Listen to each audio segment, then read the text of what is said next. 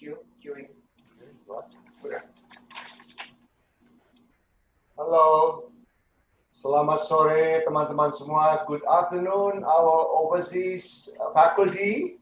I'm Eka, Dr. Eka, and this is Dr. Roxy. She will help me. May I talk in gado-gado ya? Gado-gado is Indonesian salad. Because I talk in, my English is not so good, so I talk some in Indonesia and probably some in English ya. Okay, is that okay for you? Okay, jadi Bapak Ibu Saudara yang tercinta, selamat sore. Kita menjelang buka puasa ya, supaya kita ada isi acara dulu. Sebenarnya pekerjaan saya itu dokter bedah otak. Tetapi karena korban COVID, itu pasien pada takut ke rumah sakit. Jadi saya agak nganggur. Jadi ini coba-coba presenter juga bukan, moderator bukan, jadi namanya Provocator ya. Jadi mohon maaf ya kalau tidak profesional. Oke, jadi Bapak Ibu sekalian, sudah banyak orang bicara tentang corona itu apa, ya kan? Pakai masker itu apa, social distancing itu apa. Tetapi bicara tentang corona di otak itu masih jarang. Dan bahkan kita akan bicara lebih luas ya, bukan hanya brain damage, kerusakan karena corona, tetapi juga mungkin sebab yang lain. That's why we invite Professor Raps, Hamid, and Yanan and Bohu and talking about brain damage of corona. And we also extend to the discussion what is brain damage appear in social and behavior whatever ya. Oke, kita akan mulai dulu karena kalau dengar nama Wuhan itu semua orang serem ya. Saya juga kalau nonton film serem, mendingan aku nggak nonton.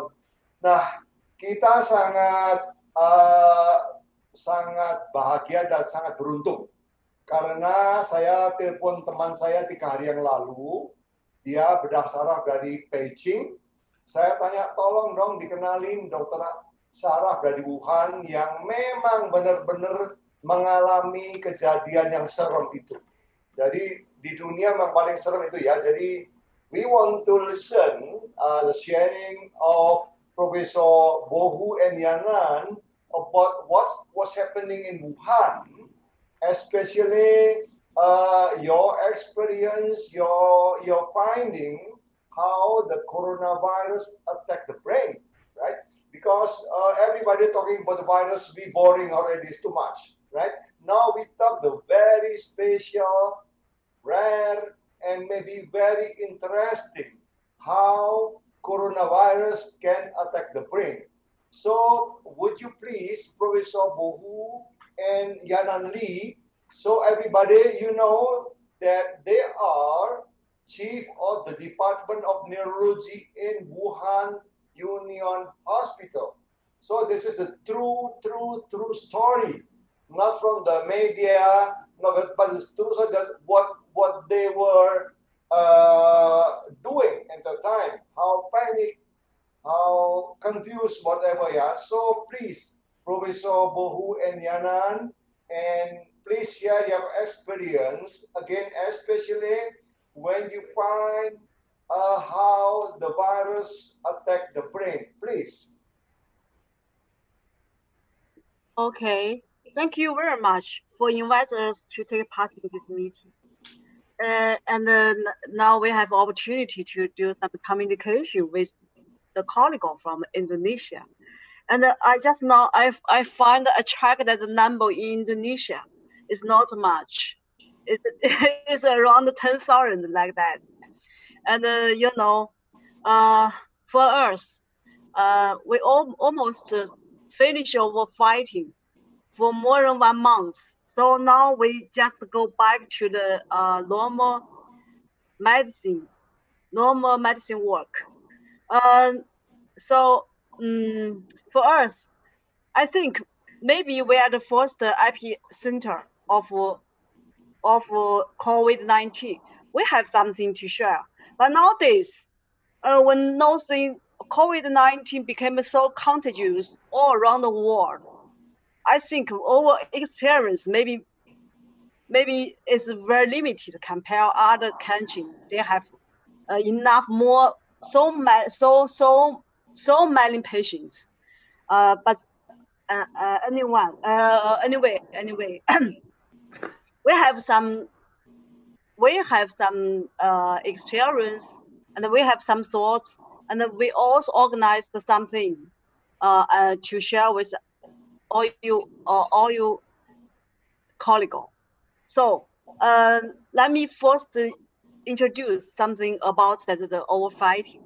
So you maybe know that Wuhan city is one of the very big city in central of China.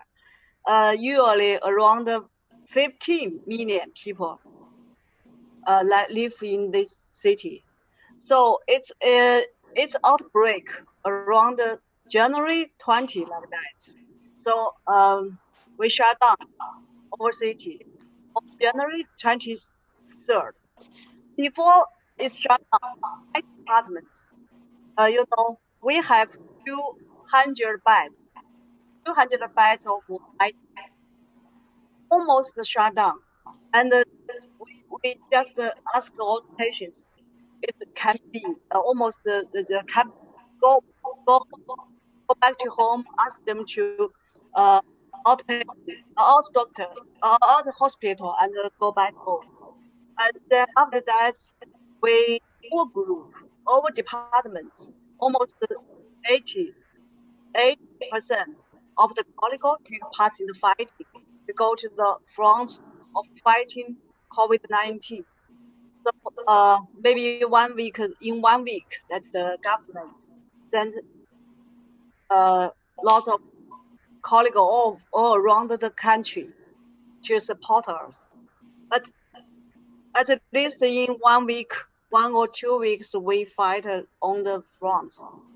But we are fortunately that all things be controlled, and we almost I think maybe on the beginning of the March, almost all the patients almost diminished. During this period, we try to figure out because around 35 doctors, neurologists of my department, we are fighting in the front. So we discussed, and we found something very special in the neurological systems. So we organize all the data, and we pre-print our paper on February 20. So it's really on May, really online, published in on JAMA Neurology, April 10th. There was something we found in the central nervous system, periphery, in PNS, in the injury also happened in scattered muscular system. So that's the background of our research work. And I asked Professor Yanan to give a very short presentation to introduce all the things in detail. Thank you. Please, Yanan.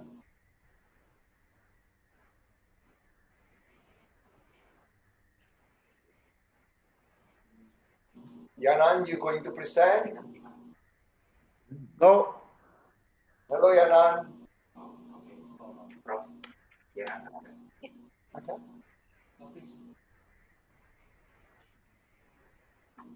Hello.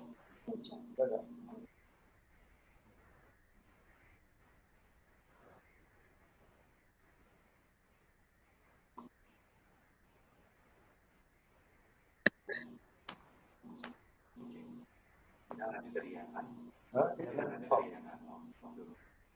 Oh, nggak bisa. Koneksi dia gitu. Oh, okay. So, sorry, Yanan. So we got a poor connection with your laptop. So, Professor Bohu, would you continue something before Yanan, or Huh? shall I continue with another faculty? 我上来了，我坐在。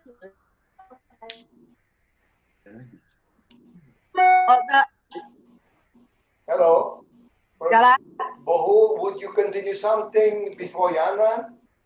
Yeah, he is on the line. Yeah, it's okay. Okay, we got it.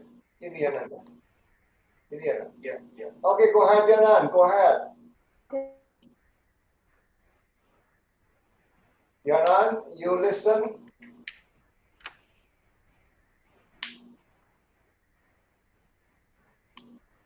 Hello, Yanan, you listen.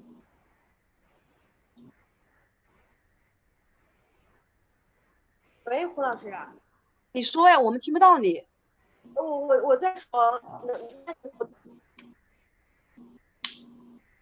你说了，我把电话打开，都听不到。 Bapak Ibu, maaf ya, kita tunggu sebentar ya, karena gambar CT scan corona kena otak itu jarang banget. Sabar dikit ya, aku juga belum pernah lihat. Kalau otak dimakan corona itu kayak apa bolongnya. Jadi tunggu sebentar ya, memang di sana connection-nya kadang-kadang kurang, tapi sebentar ya, sabar Bu ya. Okay, we can see your presentation. Can you talk, Yanan? Hi, Yanan. hear me? Yes, we can. Go ahead. Okay. So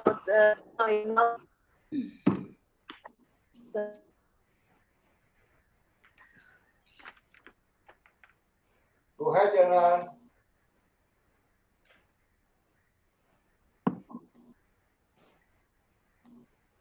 Hello, Yanan. Saya pakai apa? Pakai Skype. Pakai Skype. Pakai Zoom. Zoom. Sabar ya Pak Ibu ya. Jadi kalau katanya di negeri Cina itu susah pakai itunya, connectionnya lain. Kita nggak bisa WhatsApp, nggak bisa email, nggak bisa protes, bisa sendiri. Okay, good. We can see good. Yanan? Can you talk, Yanan?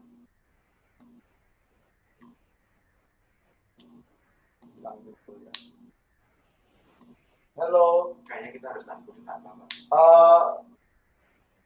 Professor Bohu, can I proceed with another speaker first while Yanan maybe can install something?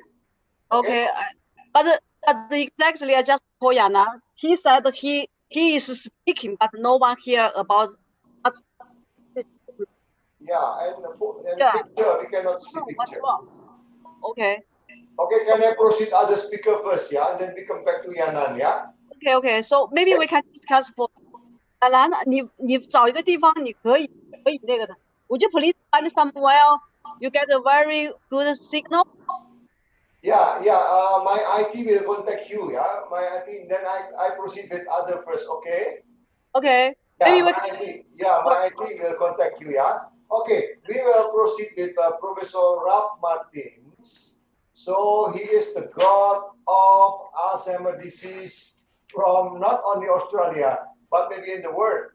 So do you know, dia itu promotor saya, he is my promoter, doing PhD, surprise, yeah? So Ralph, very nice to see you again, that you know that Ralph Martin was the Australian one. I mean, he is the #1 citizen in Australia because he is crazy. He is a different brain. He is crazy to work day and night. Okay, Ralph, can you talk something about dementia, about Alzheimer? Because everybody want to know, including me. I don't want to be Alzheimer, ya. Kita nggak mau pikun ya Bapak Ibu sekalian ya. Jadi dengerin Prof Martin ya. Saya juga nggak mau pikun nanti. Kalau Tuhan panggil, mendingan mati mendadak lah. Jangan pikun ya. Okay, Ralph, go ahead. Well, Eka, thank you for the wonderful welcome. Such a pleasure to meet with you again. And some of the preliminary work that you did with us as part of your PhD is now a major clinical trial in Australia. But I'll come to that later. Everybody wants to know about Alzheimer's disease because it's probably the biggest epidemic. It's been a slow epidemic, but it's definitely getting bigger and bigger. And in Australia, Alzheimer's is the #1 killer in women, #2 in men. So it's that serious a problem, and we are very worried throughout the world. So it's creeping up on us, but it's definitely becoming a big, a major disaster ahead if we don't do something to prevent the disease. Now, interestingly enough, we have been putting a lot of effort into diagnosing Alzheimer's early. So in probably 20 years ago, you diagnose a patient after they have died conclusively by looking at the pathology in the brain. We have advances in Australia, and now it's in the United States, and I think other parts of the world, where we can diagnose Alzheimer's disease 20 years before the onset of symptoms by doing brain imaging. And this has revolutionized it. So this is how our new clinical trials are moving forward, to pick up people who are what we call preclinical Alzheimer's before the brain is severely damaged, so we can have an impact. And in Australia, we have a major study called the Australian Imaging Biomarkers Lifestyle Study of Aging, where we've been able to demonstrate this effect. And as a result of this, we have now been able to extend it to every major city in Australia, this big program for drug trials. So what imaging? What imaging? So this is called amyloid imaging. So in the brain, there's this toxic protein that gets built up called amyloid. With MRI? With MRI or what? No, it's called PET. It's using PET, positron emission tomography. Okay. And it allows us now to be able to pick it up. But it's not cheap. It costs like $3,000 in Australia. In America, probably much more. So it was a great start for us for diagnosis. But we are now looking at more cheaper and easier ways, more accessible ways of diagnosis. So what is now coming forward is that we can do a blood test. This was like pie in the sky about a few years ago, but now it's a reality. So you can do a specific blood test that can quite accurately diagnose Alzheimer's disease preclinically. So this is the very exciting advances. We also are looking at the eye. So the back of the eye, the retina, is also turning out to be a very powerful diagnostic marker. And we think it's going to be a relatively cheap way of diagnosing Alzheimer's. So this is where our team in Australia, our efforts are going towards early diagnosis. But the question we ask ourselves is, so what with diagnosis? What can you do for treatment? As you know, we still don't have any effective treatment. Having said that, there is an anti-amyloid drug that will be coming to Australia in the next few months, and probably throughout the world, that has some benefit, lowering amyloid. What we have started to pay attention to is lifestyle factors. So my team in Australia have been looking at different lifestyle factors. Diet, and we talk about the Mediterranean diet, exercise, we talk about sleep, good sleep, brain training, and we've been looking at them in separate areas, and we show that there's a benefit of each one of them on keeping the brain healthy. But more recently, it's become clear that if you look at them all together, you then have quite a significant impact on lowering that cognitive decline. So people's brains are kept healthy for a lot longer. This was not our work. This combination approach was by a geriatrician in Finland, Dr. Mia Kivipelto, and her study is called the Finger Study that she has done this trial.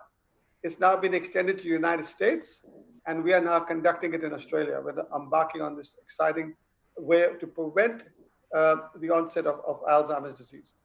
Now, very interesting with respect to corona, and I haven't done any work at corona, so I will listen to the experts, Professor Bohu and Li Yanan. But what we are seeing, quite interestingly, is that the major risk factors for dementia, cardiovascular risk factor, diabetes, obesity, are all strong risk factors for predisposition to the severity of the coronavirus. So that in itself is a very interesting message that we really need to manage these risk factors. The same thing with the vascular system, with stroke. We're seeing, as Professor Bohu will tell you, they're seeing a much higher incidence of stroke. So I guess the message we want to give people is manage your risk factors for Alzheimer's disease, which obviously will help you prevent the onset of Alzheimer's and other dementias, but may also help you be less susceptible to some of these viruses like COVID-19. Maybe I can stop there and let. Yeah, very good, Rob. So one question. Yes. Do you recommend all elderly people to check the imaging, whether they have a potential Alzheimer or not?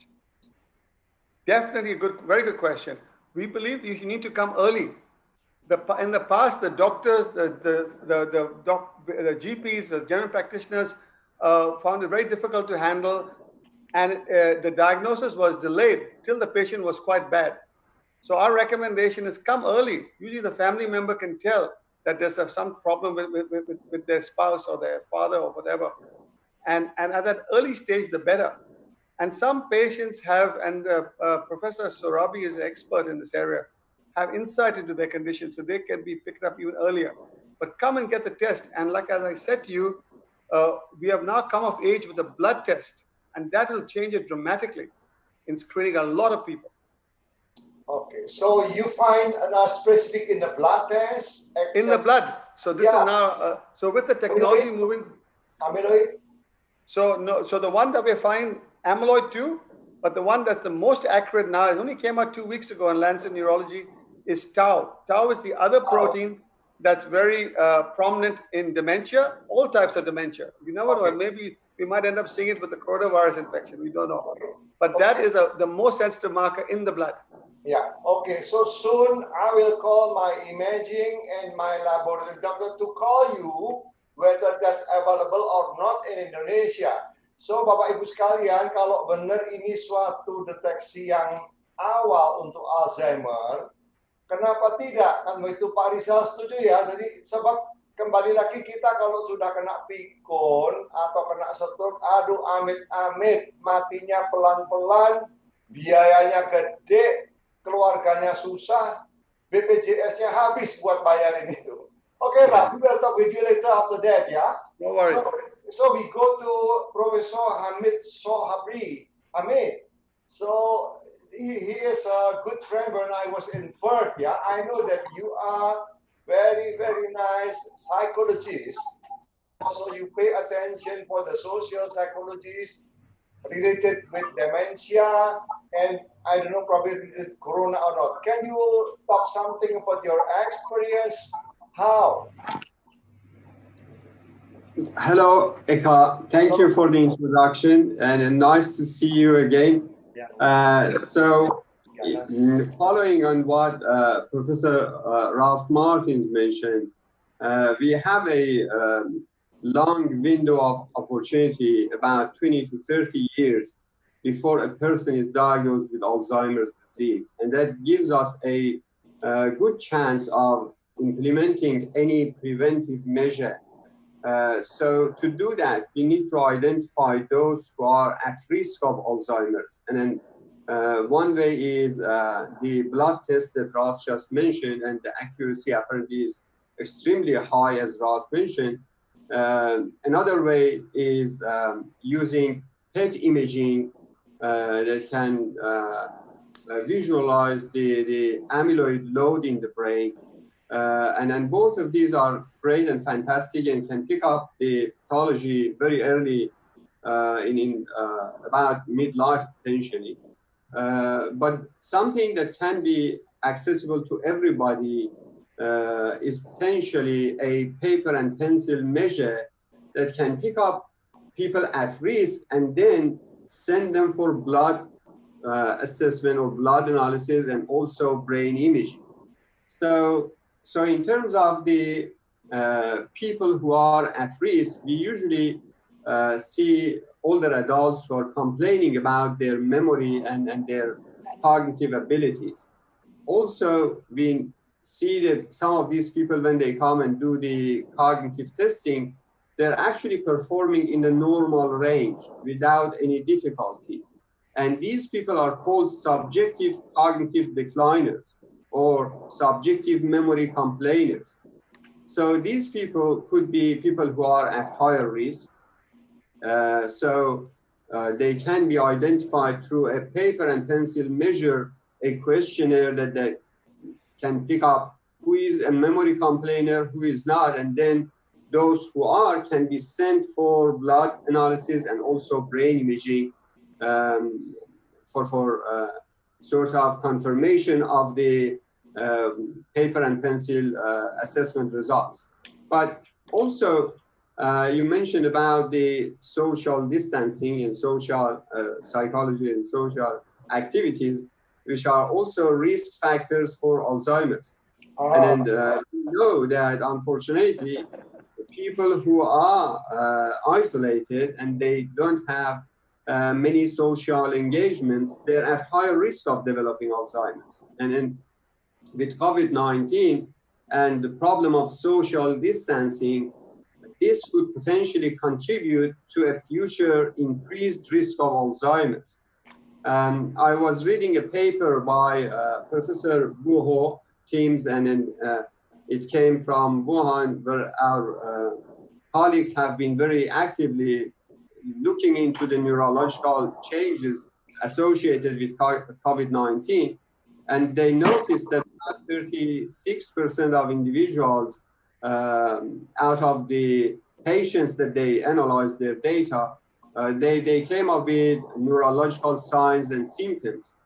And some of these signs and symptoms were also present before the person complaining about their respiratory signs and symptoms, and with cough and fever and so on. So it seems that while we are promoting social distancing to prevent the sort of COVID-19 pandemic, but also we are increasing the likelihood of the social isolation. And so what we need to promote potentially is that while people are practicing social distancing, they should be actively engaged in social media, and through that being connected to the outside world. And then this is pretty important because with older adults, there are lots of other things. And it's not just simply the social isolation, but also the depression, the anxiety, and also all the concerns that come with being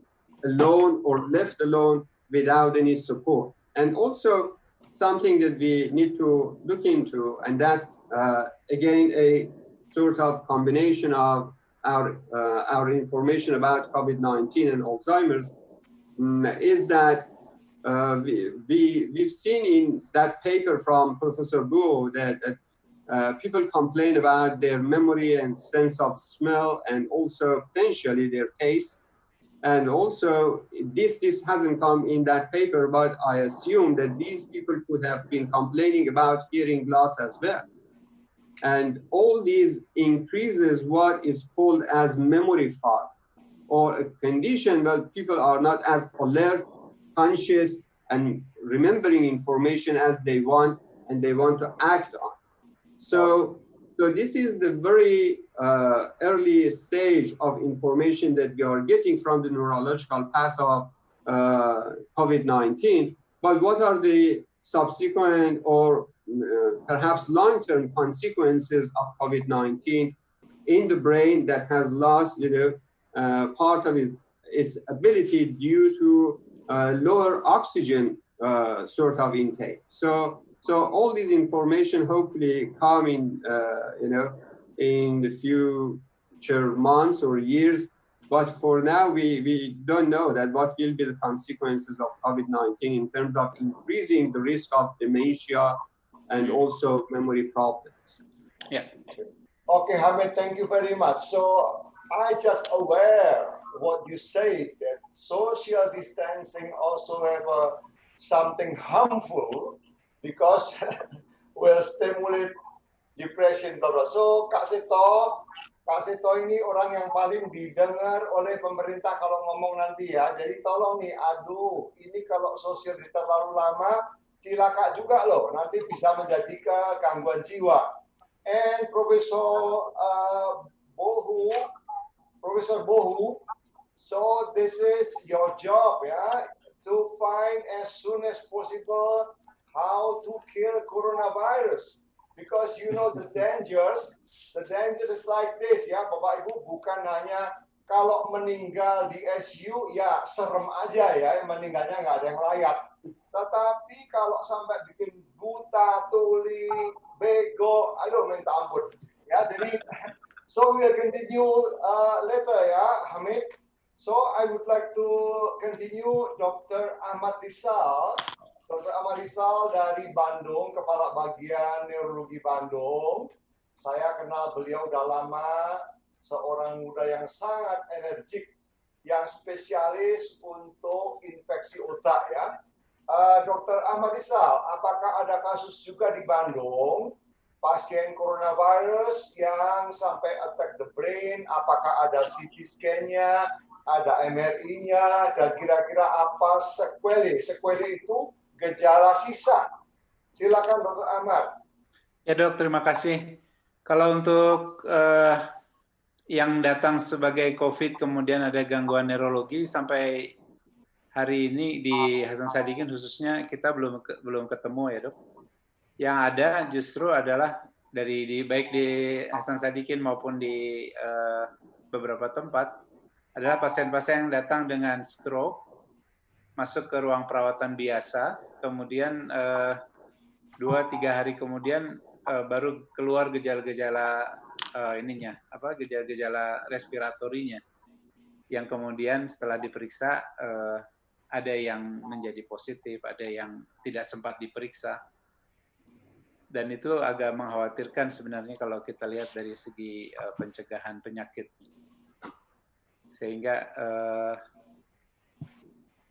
saya kebetulan tidak punya gambar-gambar yang bisa disampaikan tentang CT scan atau MRI pada pasien-pasien itu.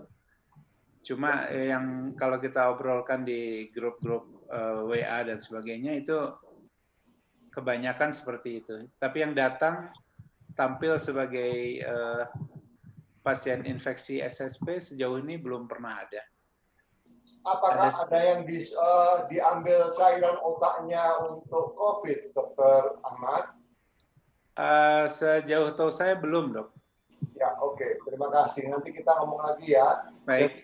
Jadi kita belum bisa membuktikan ya apakah dia stroke baru kena corona atau coronanya bikin stroke. Itu perlu studi lanjut ya, perlu studi lanjut. Itu agak sulit untuk menentukan, Prof. Ya, baik. Tapi Bapak Ibu Saudara, dua-duanya serem. Stroke juga serem, pikun juga serem ya. Aku juga nggak mau ya. Oke, Dr. Roxy Situmean adalah dokter saraf dari UPH dan Siloam. Dia juga sangat ahli infeksi.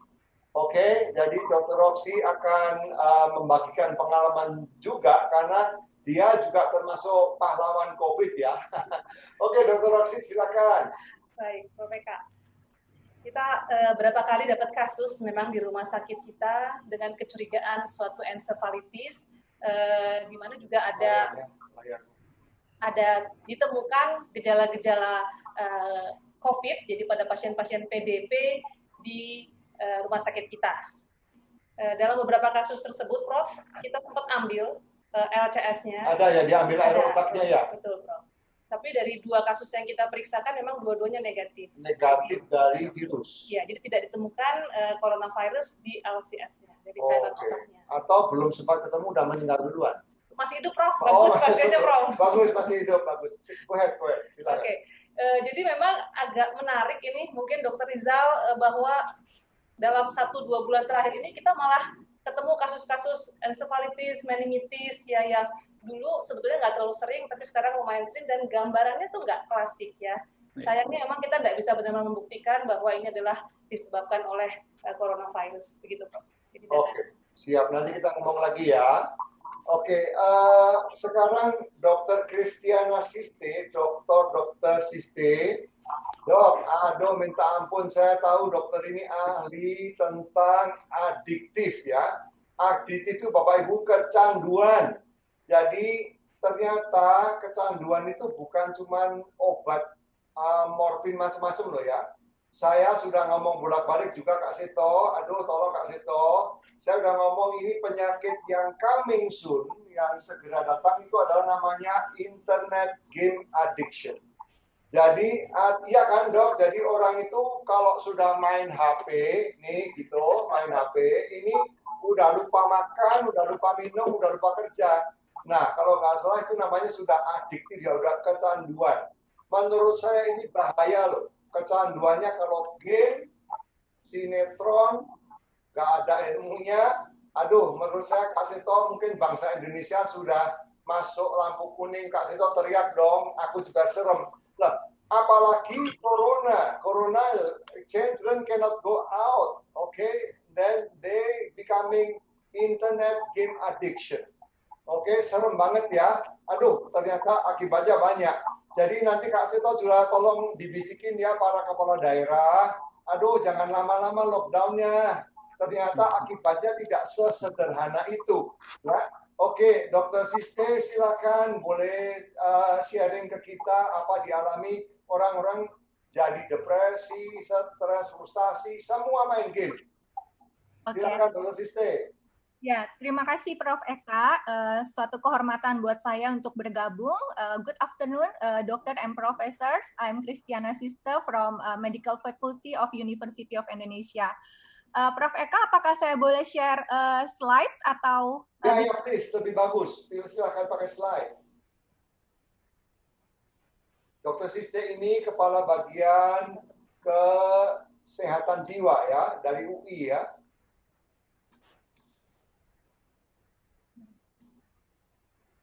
Beliau juga baru selesai doktornya. Nah, ini termasuk wanita energik juga ini. Kita butuh banyak wanita energik. Sorry suaranya Dokter Siste. Suaranya. You're on mute. Okay. Pak Antoni, can you share my slide? Share PowerPoint dari mana? Pak Antoni? Oh iya, sebentar ya. Dia manage sebentar ya. Boleh tolong share sedikit dulu sebelum slide-nya siap, Dokter Siste. Gimana, bener nggak ini? Game-nya jadi laku keras. Ya, jadi memang social distancing dan karantina di rumah, serta pembelajaran jarak jauh untuk remaja dan dewasa muda membuat suatu keberbahayaan sendiri, yaitu kecanduan atau adiksi dari internet games atau online games, dan juga gambling yang dilakukan secara online, lalu juga media sosial. Dan kebanyakan yang memang mengalami adalah remaja dan dewasa muda. Kenapa hal itu terjadi? Karena mereka sangat bosan di dalam rumah dan juga banyak stres yang terjadi. Rasa takut, rasa panik, dan kemudian mencari sesuatu hal yang menyenangkan secara instan. Dan tentunya slide-nya siap ya, Dok? Ya, saya dari slide saja ya, Dokter. Ya, silakan. Ya. Terima kasih, Dokter Eka. Jadi sore ini saya ingin berbagi sedikit apakah memang COVID-19 itu dapat merusak otak yang kemudian secara langsung berhubungan dengan gangguan emosi atau gangguan emosi sendiri yang akibat dari ketakutan tentang COVID-19 yang kemudian merusak otak. Ya. Jadi kalau bicara di Indonesia sendiri, setidaknya memang di dunia saat ini sepertiga dari populasi berada pada suatu pembentukan karantina atau social distancing. Di Indonesia sendiri sejak akhir Maret 2020 dan ada pembatasan skala berkumpul dalam skala besar dari 10 April 2020. Kalau kita lihat di sini memang yang diambil oleh Indonesia adalah national recommendation. Oke. Nah, bagaimana sebenarnya reaksi emosi seseorang ketika bencana itu terjadi? Apalagi bencana itu memang tidak ada warning sebelumnya, tiba-tiba terjadi. Nah, kalau kita lihat di sini, maka respons emosional akan terjadi secara tahunan. Jadi kalau misalnya ada pasien yang bertanya, dok, kapan kecemasan saya ini berakhir? Dok, kapan depresi saya ini berakhir? Maka kalau kita lihat di sini, itu akan terjadi dalam tahunan.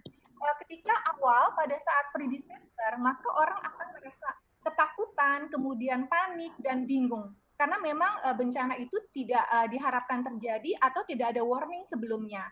Kemudian dilanjutkan dengan fase impact, di mana orang kemudian juga merasa lebih takut, merasa tidak berdaya dan putus asa, dan berusaha untuk menyelamatkan orang di sekitarnya.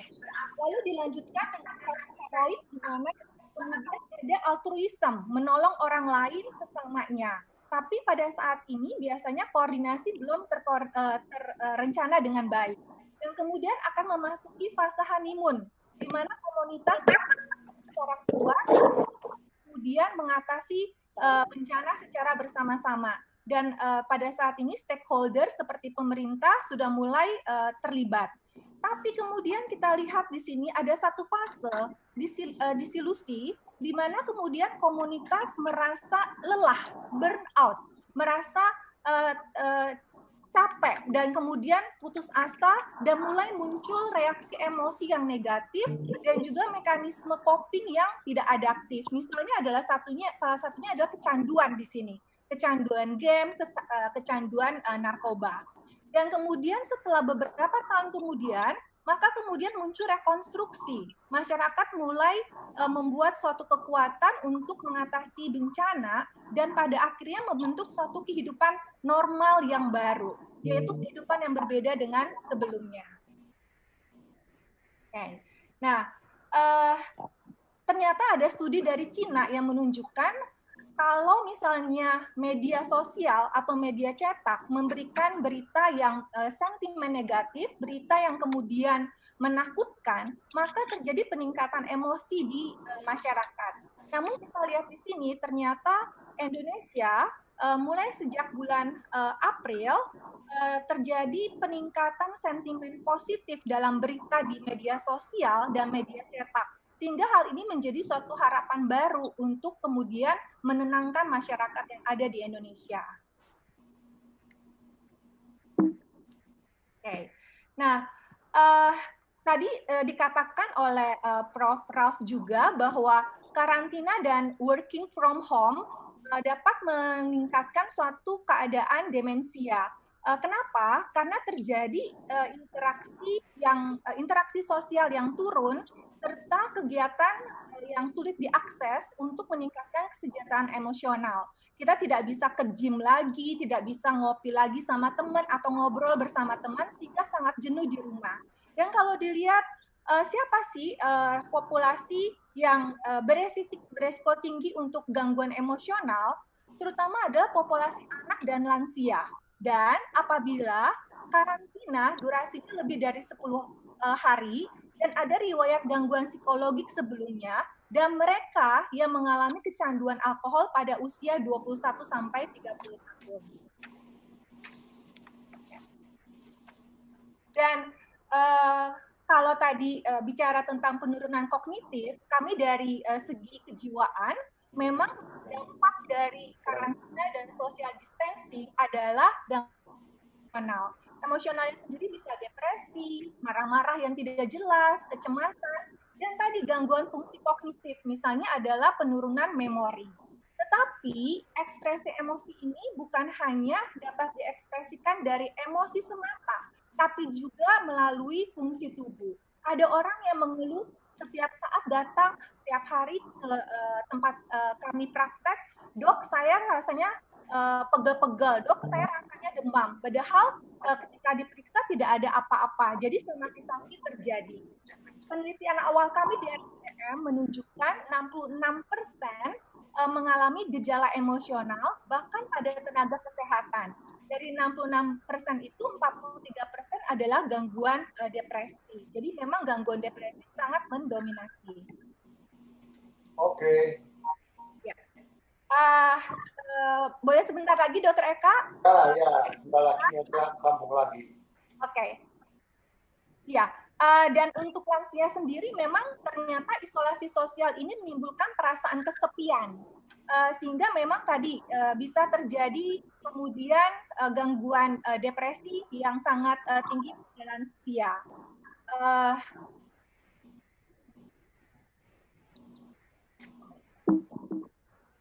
Okay.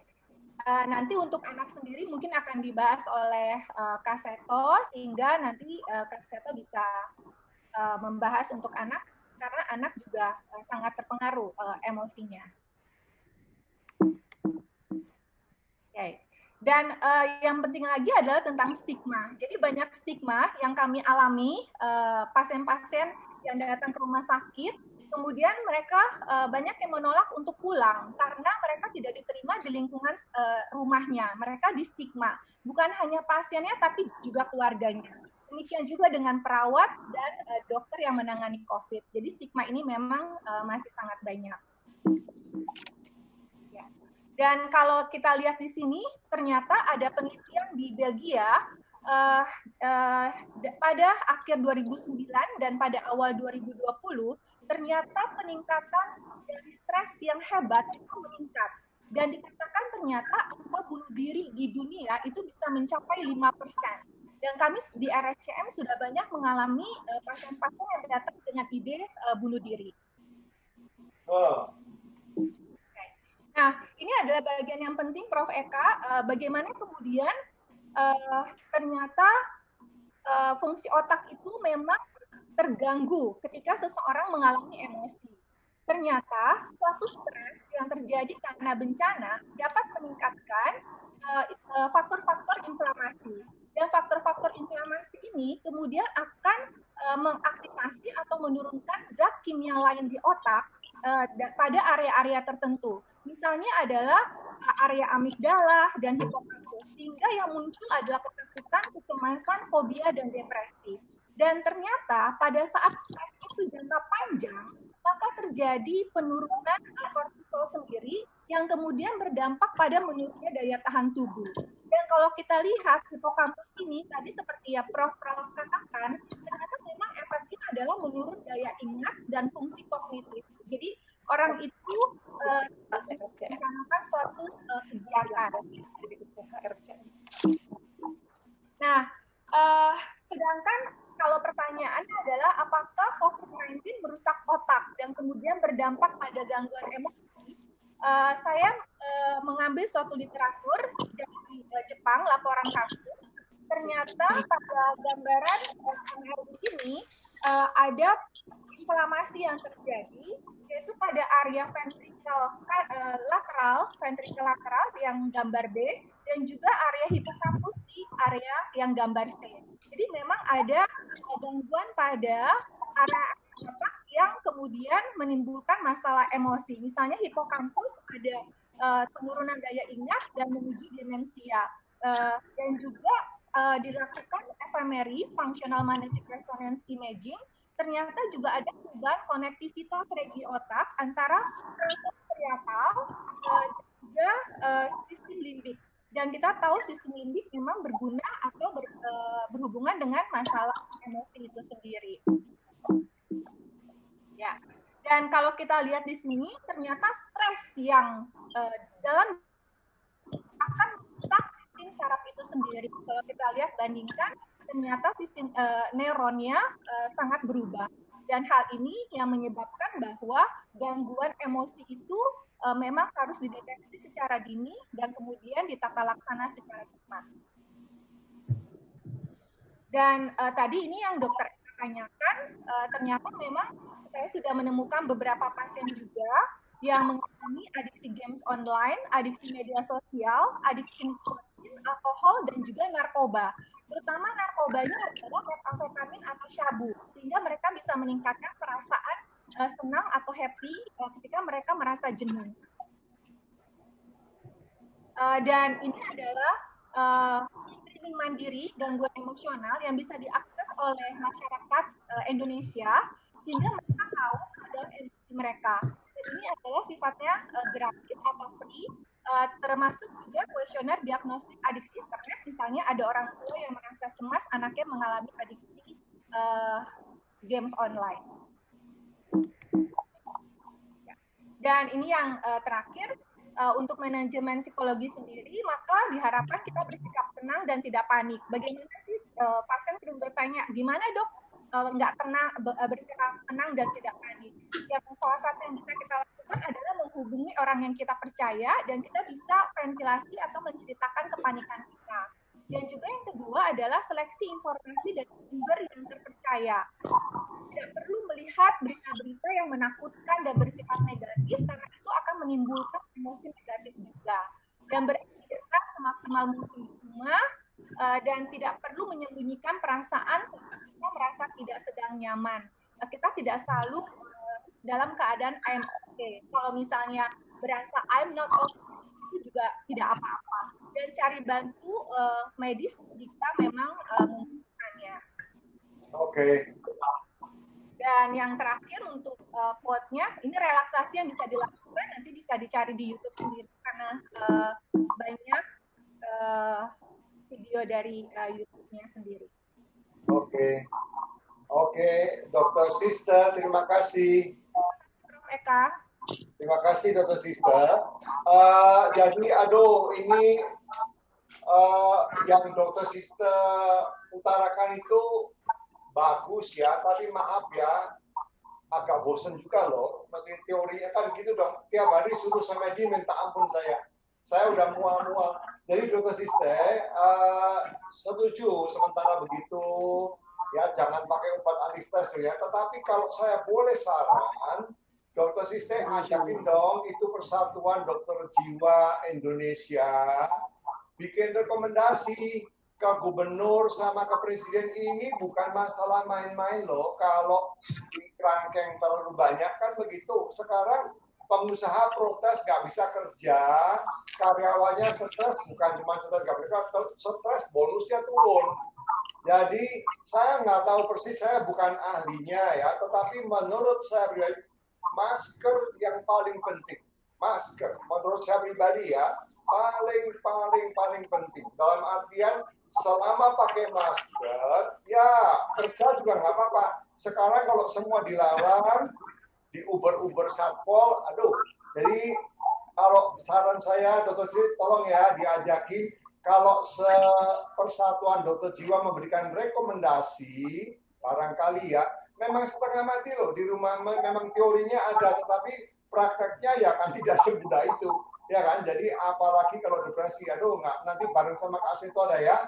Oke, jadi sekarang kita balik dulu ke Yanan ya. Yanan is ready, Yanan. So everybody waiting for you. Everybody want to see what's happening with the brain because everybody is so upset. If something happened in the brain, then they cannot work anymore. Okay, Yanan, go ahead. Yeah.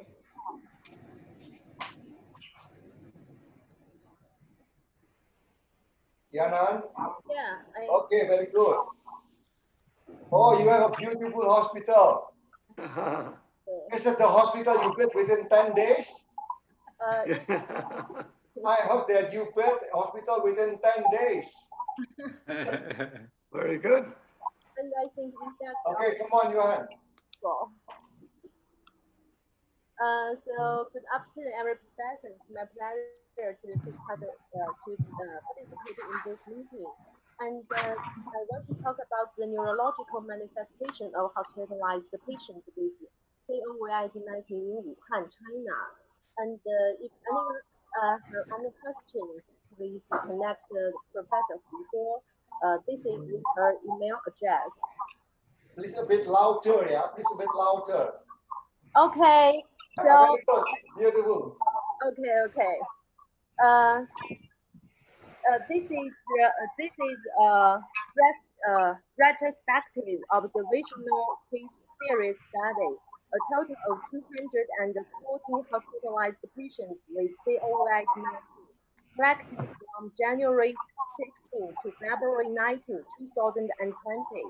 Of these patients, 36.4% had the nerve system manifestations, and it is more common in all the in severe patients according to their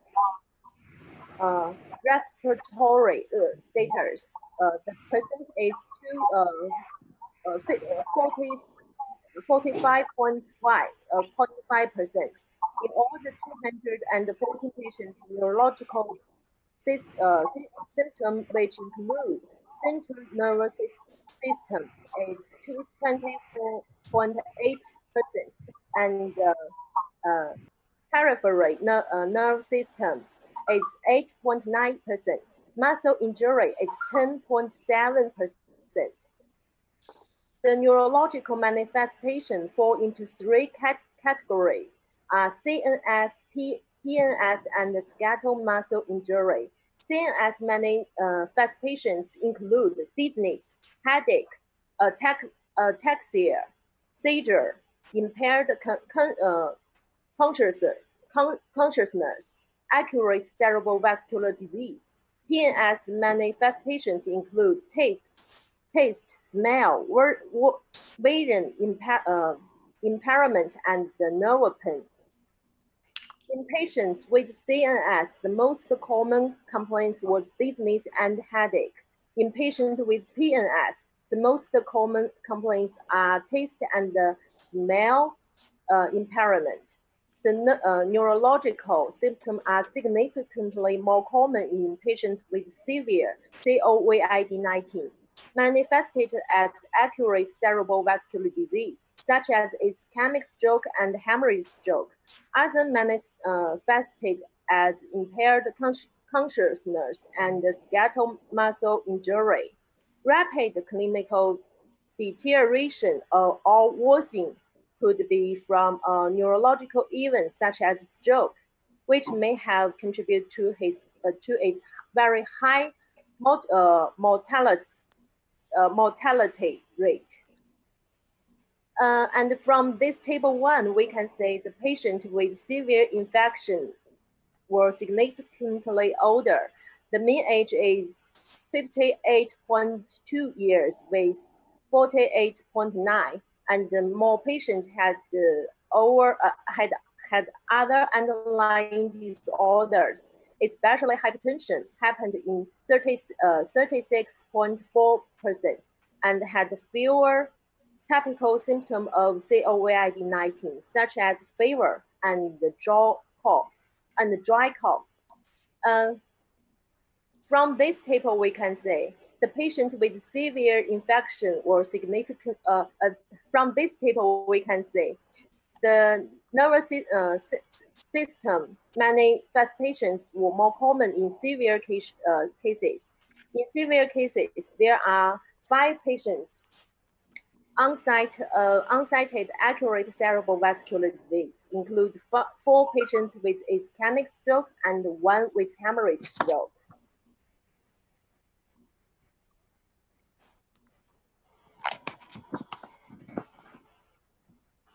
And 13 patients had impaired consciousness, and 17 patients with skeletal muscle injury. The percent was significantly higher than patients with only COVID-19. It is worth noting that apart from cerebral vascular disease and impaired consciousness, most of neurological manifestations occurred early in the illness. Mean time is 1 to 2 days.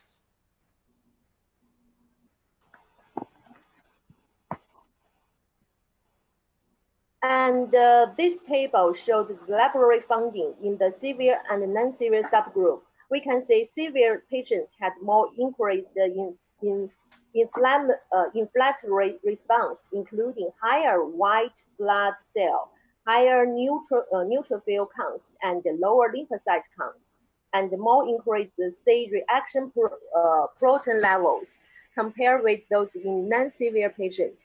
It is worth noting that the severe patient had very higher D-dimer level than non-severe patients. Mean level is 0.9 with 0.4. The table 3 shows the laboratory findings of patients with and without CNS symptom. We can see that patients with CNS symptom had lower lymphocyte counts and higher blood urea nitrogen level compared with those without CNS symptoms. And for non-severe subgroup, there were no significant differences in laboratory findings of patients with and without CNS symptoms. This is table 4. Table 4 shows laboratory findings of patients with COVID-19 with and without PNS symptoms. We can see we found that there were no significant differences in the laboratory findings of patients with PNS and those without PNS. Similar results were also found in the severe subgroup and non-severe subgroup, respectively. This is table 5. Table 5 shows the laboratory findings of patients with and without skeletal muscle injury. We can see compared to the patient without muscle injury, patient with muscle injury had a significantly higher level of creatine kinase. Meanwhile, patients with muscle injury have higher neutrophil counts and lower lymphocyte counts, higher C-reactive protein levels, and higher D-dimer levels. Below, we collect imaging materials of patients with COVID-19. Most patients with... This is GGO, yeah, Yanan, this is GGO. What? Is it GGO, glass? Ground glass opacity? Yes. Yeah. Oh, okay. So, Bapak Ibu lihat ini CT scan paru. Jadi kalau masuk ke paru itu kayak gitu loh. Gambarannya seperti kaca kena embun katanya. Ini ilmu baru ya. Jadi sekarang pasien di Indonesia itu bukan cuma sekedar swab atau rapid test, tapi CT scan paru itu sangat bermakna. Lihat gambarnya serem ya. Jadi parunya itu keblebek sama air. Okay, go ahead, Yanan. Okay, thank you. Most patients with COVID-19 have a low-grade fever, but a few could have high temperature. So it is worth noting that in some patients, their lung CT scan may have signs of severe damage from the infection, but their temperature remains within normal limited. Therefore, to judge the progression of the disease, lung CT is essential. This is the CT this is the chest CT of patients with COVID-19. We can see during the first few days, this is A. Very good. There are only a sun lesion infection. During the first week, there are multiple lesions. Okay. During the first and the second week, nearly 50% involved the lung. After the second week, diffusion lesion of lungs. From the chest CT, we can clearly find the pneumonia progress accurately. And this is a male patient of 78 years old. After his right lung weakness of 3 hours, he came to the hospital. Emergency brain CT on January 18 showed no obvious hemorrhage stroke, so we used RTPA therapy. After using RTPA, his lung weakness fully recovered. But on January 19, the chest CT of the patient showed ground glass destiny shadow. And on January 23, she diagnosed COVID-19. And unfortunately, this patient died. So the patient died? Yeah. Oh, because of what? Because of the... because of COVID-19. Oh, Because of the pneumonia. Because of the pneumonia. Yeah. Pneumonia, okay.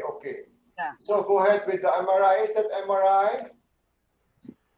And yes, this is a male patient of 33 years old. After he had consciousness disorder with delirium, one day he come to the hospital. 3 days later, he diagnosed COVID-19. Oh. Yes. So he came to the hospital because unconscious. Yes. Okay, go ahead. Around 10 days, a few patients may continue to deteriorate. Their chest CT may begin to show multiple lesions and the expansion of the infection. Most patients with severe infection may have additionally severe secondary infection or multiple infections, such as combining with bacterial infection. Some may develop accurate cerebral vascular disease, which could account for sudden clinical worsening. This is a patient with COVID and onset of ischemic stroke. Yeah. So that is ischemic ya, Bapak Ibu. Jadi ini otaknya kayak orang stroke. Tiba-tiba pembuluh darahnya macet, langsung persis seperti stroke tapi karena COVID. Go ahead, Yanan. You still have slides? Yes. Yeah. Go ahead. This is a patient with COVID combining with hemorrhage stroke. She diagnosed COVID on January 23, and after 10 days, onset of hemorrhage stroke in this area. So the hemorrhage is because of the corona destroy the vessel? I can't hear clearly. Because of what? Yeah, hemorrhage because of what? The bleeding because of what? Bleeding because the hypertension, uncontrolled hypertension, because that's the virus attacked ACE2 receptor. That receptor is very close, have very close relationship with that the blood. Someone just lose the control of the hypertension. They used to be controlled. Okay, so it was a non-hypertension patient, yeah? Yeah, right. Okay, so definitely that the corona destroy the brain vessel, cause bleeding. Exactly. Some people have said that the bleeding increased, but for us, we go back to 10 isolated ward patients. I figure out that it's not exactly like that. Okay. But for this patient, we go back to the fact that the history. We found that this patient used to control the blood pressure very well, but at that moment it increased around 200 like that. Okay, thank you. Yanan, you finish? Yanan, you finish? There is another patient. Okay, please 1 minute more. Okay, this is the last patient. This is the patient with COVID-19 onset of CVST. Jadi Bapak Ibu itu CT scan kepala dan pembuluh darah ya, otaknya berdarah. So my speech is finished, and Professor Hu Bo may give everyone some advice and suggestions. So this is also non-high blood pressure patient, yeah? Yeah. So I will give a little more statements about that patient. Yeah. Because from the many patients, COVID-19 patients, around 2 weeks after onset of the infection, and we found that the severe patient always combined with the high coagulation. So maybe people also just like the other doctor said, just not discuss now. In the quarantine time, people will stay at home. There's something wrong, something changed about the blood, dynamic. So maybe that's one of the reasons. If that patient something deteriorate. Okay, thank you. Yeah, structural risk factor maybe at that time that quarantine make change something like that. We also found that during that period we do another research work is just writing the paper. We found that the stroke type will change because of the lifetime style change. Okay. So maybe this is the case like that. Yeah. Thank you, Professor Bo. So nanti sebentar Dr. Risa tolong jelaskan ya. Jadi Ibu Bapak sekalian itu CT scan yang dilihatkan itu ada pendarahan di otak. Jadi kalau pendarahan di otak itu bukan lokasi hipertensi, dan pasiennya nggak hipertensi, maka harus dicari kenapa. Nah, ini hubungan dengan corona saya juga baru dengar ya. Nanti Pak Rizal ya. Jadi kalau dilihat, jadi ternyata Bapak Ibu sekalian, corona itu bisa merusak pembuluh darah, bisa menyumbat pembuluh darah otak, bisa juga merusak kayak infeksi. Serem. Oke, sebelum kita terus ke Pak Rizal, Kak Seto ini kakak saya sudah 60 tahun nggak ketemu, memang belum pernah ketemu. Tapi kita lahir sama-sama di Kampung Klaten ya. Jadi semua orang di Indonesia sudah tahu siapa Kak Seto. Jadi Kak Seto nanti tolong dong dibuat semacam resume kesimpulan ya. Bapak kan dari Komnas Anak kan. Nah, tolong diberitahu itu para gubernur, bupati, aduh ini anak-anak bagaimana nasibnya. Sekarang kayak begitu tuanya bagaimana kalau kecanduan. Kak Seto, silakan Kak Seto, bagaimana pengamatan Kak Seto? Ya, baik. Terima kasih Prof. Eka. Selamat sore semuanya. Mohon maaf saya pakai bahasa Indonesia supaya lebih lancar saja. Ya, saya memang lebih melihat dampak dari Corona ini, kemudian dengan adanya social distancing atau PSBB, dengan adanya pembatasan sosial berskala besar kan akhirnya anak-anak harus di rumah saja. Nah ini memang tidak mudah bagi setiap orang. Saya memang mungkin semua sudah dijelaskan tadi cukup banyak, terutama oleh Ibu Dr. Sister tadi, lengkap sekali. Jadi saya tidak usah mengulang lagi, tapi intinya memang berdampak ya pada perilaku manusia, apakah itu kemudian juga memengaruhi otak dan sebagainya, mungkin ditafsirkan oleh para dokter yang berhubungan dengan itu, tapi dampaknya tadi, ada yang berdampak negatif, itu tadi mungkin juga sudah disebutkan. Pertama, pada saat anak belajar, ternyata tidak mudah belajar di rumah terus. Dianggap anak, aduh nggak asik belajar sama mama, sama papa, dan sebagainya. Bahkan memancing emosi dari orang tua karena nggak sabar, sering marah-marah, dibentak-bentak, anak nangis, anak stres. Nah ini dampak yang paling jelas saja. Kemudian juga munculnya gadget tadi, akhirnya anak juga lari ke gadget yang kemudian terjadi ketergantungan pada gadget, ya, kecanduan tadi. Dan bahkan bukan hanya kecanduan game, yang lebih berbahaya dan beberapa juga kami dapat laporan adalah munculnya kekerasan seksual melalui media daring. Jadi ini terjadi di beberapa negara. Kemarin kebetulan saya dari sekarang namanya bukan Komnas Anak, tapi LPAI, Lembaga Perlindungan Anak Indonesia, bekerja sama dengan Mabes Polri dan beberapa kepolisian dari Amerika Serikat, dari Australia, kemudian juga dari kerajaan Thailand, itu mencoba membongkar. Dan sekarang ini marak kembali, yaitu anak diajak bersahabat melalui media daring tadi dengan orang-orang palsu, jadi memalsukan identitasnya. Tapi sebenarnya mereka adalah predator seksual. Nah, kemudian mereka sudah bersahabat, ayo coba lihat begini, kamu foto dari sini, buka baju dan sebagainya. Nah, akhirnya setelah terbuka semua, lalu diancam untuk melakukan kekerasan seksual secara mandiri. Nah, jadi coba kamu begini, kalau tidak ini akan saya sebar dan sebagainya.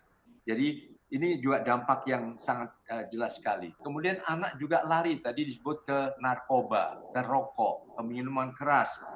Kemudian juga memicu KDRT oleh orang tua terhadap anak atau antar suami istri, dan kemudian dampaknya juga meningkatnya angka perceraian.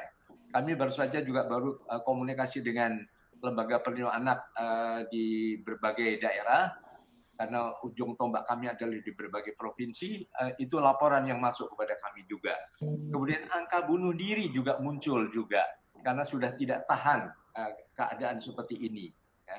Jadi ini memang semacam terjadi psychological burnout ya. Jadi karena situasi yang sangat penuh tekanan dan sebagainya, akhirnya ya terguncang, akhirnya melakukan tindakan-tindakan yang mungkin secara logika tidak pernah terpikirkan akan terjadi, tapi itu yang kemudian terjadi. Nah, ini memang apa yang disarankan oleh Prof. Eka, kami juga sedang menyampaikan itu dengan cara yang tepat. Mungkin di setiap daerah berbeda perlakuannya. Tidak usah semua total mungkin bukan PSBB tapi PSBT, ya. Pembatasan sosial berskala terbatas misalnya. Jadi ada saatnya sudah mulai roda ekonomi berjalan. Beberapa anak sudah mengatakan kalau kita kumpul sekolah sekali-sekali boleh dong dengan masker, dengan jaga jarak dan sebagainya.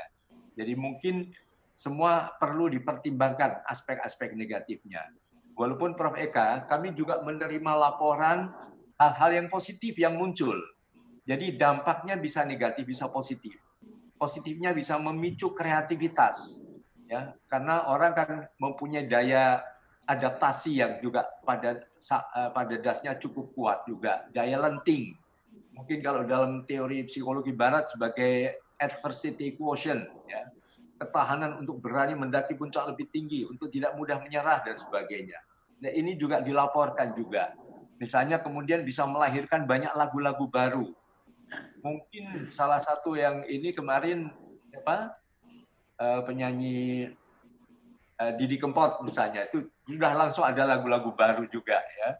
Beberapa anak sudah bisa mencipta lagu juga karena ya di rumah saja kemudian muncul daya lentingnya dan kemudian kreativitasnya. Ada yang bisa menciptakan menu masakan baru, masakan donat atau kue tetapi dibentuk seperti corona. Nah, kalau itu dimakan, diganyang, akhirnya kita akan menang melawan corona misalnya. Jadi itu menjadi bisnis baru juga akhirnya. Jadi ini juga menjadi bahan pertimbangan bagaimana para ahli bisa memberdayakan adversity quotient dari setiap warga khususnya menghadapi ini, tetapi memang sebaiknya jangan terlalu lama. Tetapi mohon juga tetap dipertimbangkan daya sebar virus ini, sehingga kalau terlalu longgar juga artinya menambah banyaknya korban, dan tadi kan juga langsung dampaknya bisa ke darah, bisa ke otak, dan sebagainya. Mungkin sementara itu bisa kami sampaikan. Kak Seto, terima kasih banget ya. Nanti Kak Seto tolong juga singgung ya. Jadi Kak Seto bilang tentu ada positif dan negatifnya. Tapi kalau feeling saya kayaknya kok negatifnya 90%, positifnya 10%. Nah, tolong Kak Seto nanti bisikin dong inner circle-nya Pak Jokowi itu. Kira-kira itu mana rugi lebih banyak dengan cara seperti ini atau rugi di semi buka pasti tentu ada ruginya, tapi ya tadi itu kalau saya pribadi benar anak-anak ketemu boleh dong pakai masker, kalau sekarang kan nggak boleh. Nah, jadi rupanya itu pemerintah perlu dikasih plus minusnya Kak Seto. Kalau saya dengar kemarin kita juga bikin talk show, ada seorang dari California. Saya tanya, Gubernur California bilang suruh legal, masyarakatnya masa bodoh, gua mau ke pantai. Nah, pertanyaan saya, mereka pada ke pantai, sama tidak ke pantai, sama apa tidak? Karena ya, maaf ya, kalau ada para kepala daerah yang dengar, mohon maaf, saya itu kadang-kadang mulutnya lancang. Kadang-kadang itu orang cuma takut media massa. Media massa bilang tambah positif. Nah, kepala daerah kenapa lu positifnya tambah? Saya tidak tahu, saya bukan ahli statistik ya. Tetapi kalau pengertian saya, kalau ditambah rapid test pasti tambah positif. Kan begitu dong. Kecuali Singapura. Singapura kan ngitungnya pinter ya. Kalau benar nambah, itu sial dia. Tapi kalau kita, iya kan, kalau gubernur minta tambah 1 juta rapid test pasti nambah. Ya kan? Itu bukan nambah kasusnya, tetapi makin terlihat. Kan begitu. Ujung-ujungnya apa? Ya suruh pakai masker.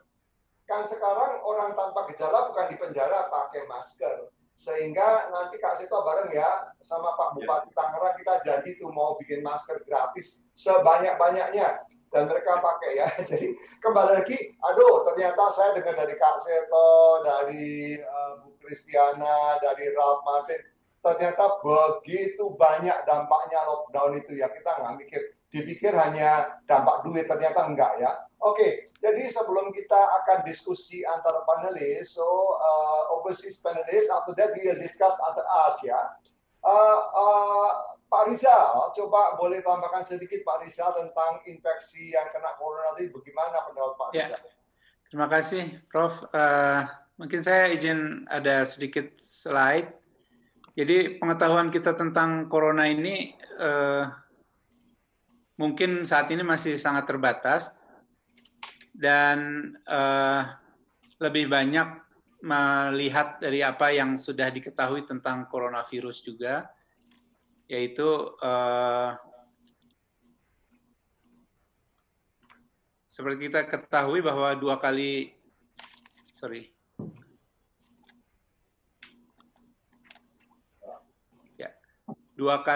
atau ya, kalau kita lihat dua kali pandemi yang tahun 2003 dan 2009 itu adalah juga virus corona penyebabnya. Jadi pengetahuan kita yang sekarang banyak kali dibandingkan dengan apa yang didapatkan dari yang sudah dilihat pada SARS dan MERS. Ya, ini saya kira sebenarnya virusnya menyerang saluran nafas, kemudian masuk ke dalam sel. Saya kira semua orang sudah tahu. SARS ini dia masuk, kemudian menempel di reseptor ACE2 dan dia masuk ke dalam sel dan menjadi infeksi. Nah, reseptor ACE2 ini yang menjadikan orang berpikir pasti ada sesuatu yang mengenai sistem saraf atau sistem saraf secara umum atau sel-sel saraf baik neuronnya maupun sel-sel penyokongnya. Karena si reseptor ACE yang tadi ada gambarnya itu juga ditemukan di yang pertama yang juga penting buat misalnya stroke yang sering kali dihubungkan dengan COVID, karena dia juga menyerang endotel pembuluh darah. Di endotel pembuluh darah ada reseptor yang sama, dan juga di sel-sel saraf juga ada reseptor yang sama. Ini mungkin yang kemudian orang berpikir bahwa harus ada kelainan yang bersifat neurologi. Dan memang dari Wuhan yang tadi sudah disampaikan oleh Prof. Bohu dan Lian, itu memang dari 214 pasien terkonfirmasi, itu 34,6%, ya, sepertiganya mempunyai kelainan neurologi, baik di saraf pusat maupun di saraf tepi.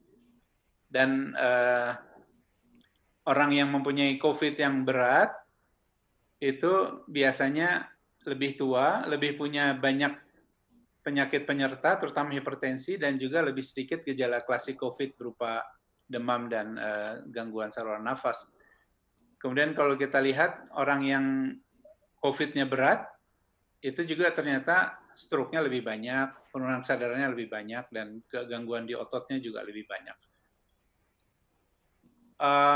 Ya, dan kemudian seperti tadi sudah disebutkan bahwa dengan adanya distribusi dan ekspresi ACE2 di sistem saraf, itu menyebabkan kelainan neurologi dapat dijumpai pada pasien dengan COVID-19, baik secara langsung atau tidak langsung berhubungan dengan virusnya. Dan juga ada beberapa temuan-temuan lain, misalnya dari otopsi pada pasien-pasien yang positif, didapatkan otaknya itu bengkak dan radang, sehingga itu sedikit banyak membuktikan bahwa memang si virus ini masuk ke dalam otak. Dan juga memang dari cairan pembungkus otak dan juga dari jaringan otak didapatkan si kumannya ini atau si virusnya ini. Sehingga dari pertama SARS-CoV ini menginfeksi dan diketahui, orang sudah menduga bahwa akan ada keterlibatan saraf di dalam perjalanan penyakitnya. Dan kemudian yang juga menarik, kalau ini kita lihat gambar, setelah si kuman ini masuk ke dalam saluran nafas melalui hidung dan juga mulut mungkin, dia bisa menemukan dua jalan untuk sampai di pembuluh darah di dalam otak. Yang pertama, dari paru-paru melalui pembuluh darah terbawa ke dalam otak dan dia masuk ke dalam otak.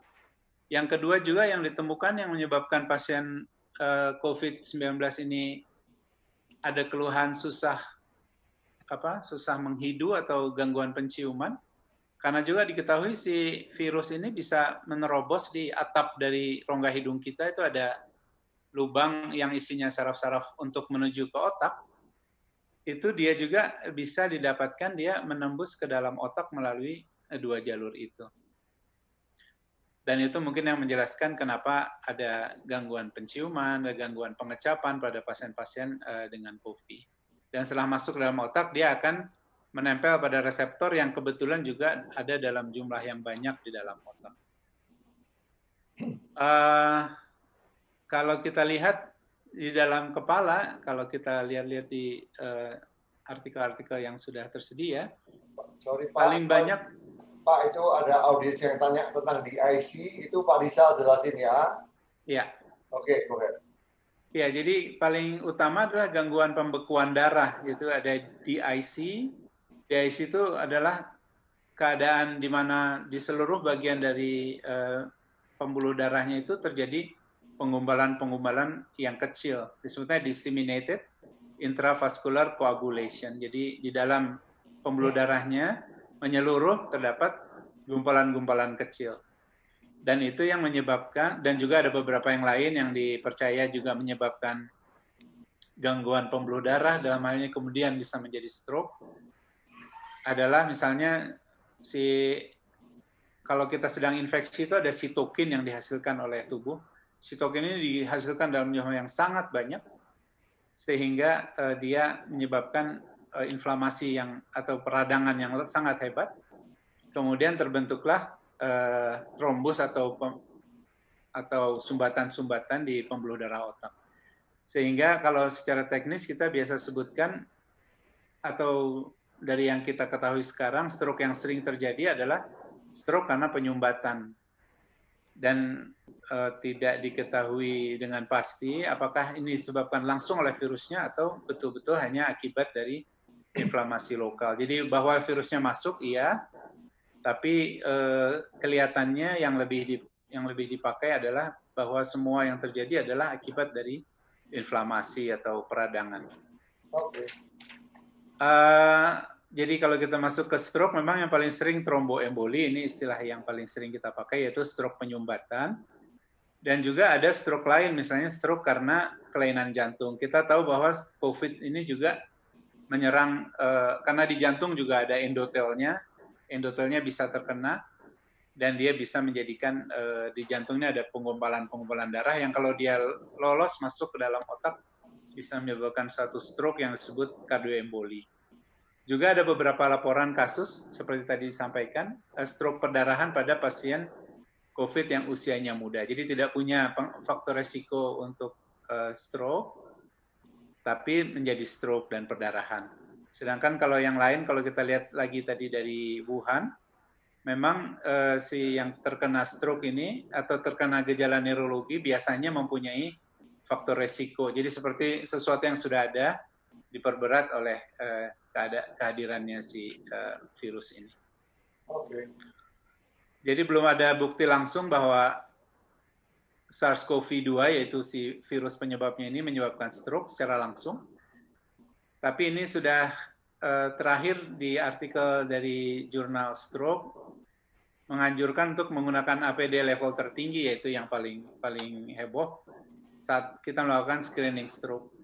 Dan juga diharapkan dengan adanya pandemi ini tidak mengubah prosedur penanganan stroke, karena beberapa hal seperti misalnya kalau stroke-nya kardioemboli harus dikasih obat tertentu yang bisa melarutkan gumpalannya. Itu diharapkan tidak terjadi. Dan dipercaya di seluruh dunia ICU, kemudian ruang khusus buat perawatan neurointensif, itu seringkali dialih tugaskan. Dan juga dokter-dokter yang terlatih mengurus stroke, banyak yang disuruh bekerja untuk menyelesaikan masalah COVID, karena dokter-dokter yang tadinya sudah ada di garis yang lebih depan, sudah banyak yang berguguran dan tidak bisa melaksanakan tugas. Dr. Rizal, ya. Maaf menyela dok, ini langsung ada pertanyaan live dari audiens, dari Bapak Kevin Lapitu yang menanyakan bagaimana kita membedakan sumbatan akibat stroke itu terjadinya memang karena COVID atau memang sudah ada di otak sebelumnya, karena sebelumnya kan tidak ada CT scan, dok. Iya, itu pertanyaannya agak susah dijawab, karena kalau kita lihat sebenarnya secara umum orang yang terkena stroke atau terkena gejala neurologi ini, tadi kita sudah lihat, dia lebih banyak yang sudah mempunyai penyakit yang terlebih dahulu. Jadi kalau pendapat saya ini kelihatannya COVID ini lebih seperti mempercepat proses sesuatu yang sudah ada, tadinya berjalannya katakanlah setahun, ini karena ada radang yang baru, dia menjadi lebih cepat. Saya kira gitu. 1 menit lagi ya dok. Iya, ini yang terakhir adalah tentang infeksi di otak. Memang berbeda dengan SARS yang pada tahun 2003 maupun MERS, itu belum ada bukti bahwa SARS-CoV-2 itu ada menginfeksi secara khusus di tempat selain jaringan paru.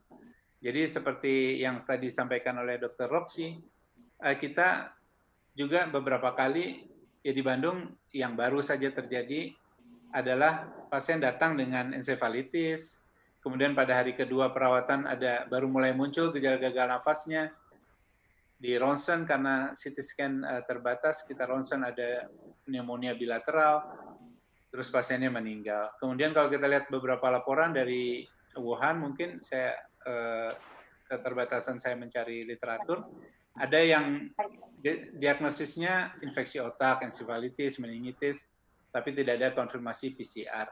Ada lagi laporan kasus yang tadi disitir oleh Dr. Site. Klinis dan radiologinya menunjang meningitis, ada PCR didapatkan dari spesimen cairan pembungkus otak.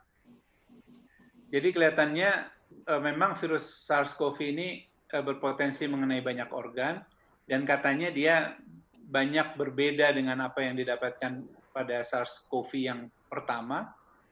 Dan pada keterlibatan neurologi secara umum adalah yang neurologi sistem saraf pusat adalah tromboemboli, kardioemboli, dan ensefalitis atau meningitis sampai hari ini memang belum ada evidence yang membuat kita bisa bilang ini ensefalitis karena COVID.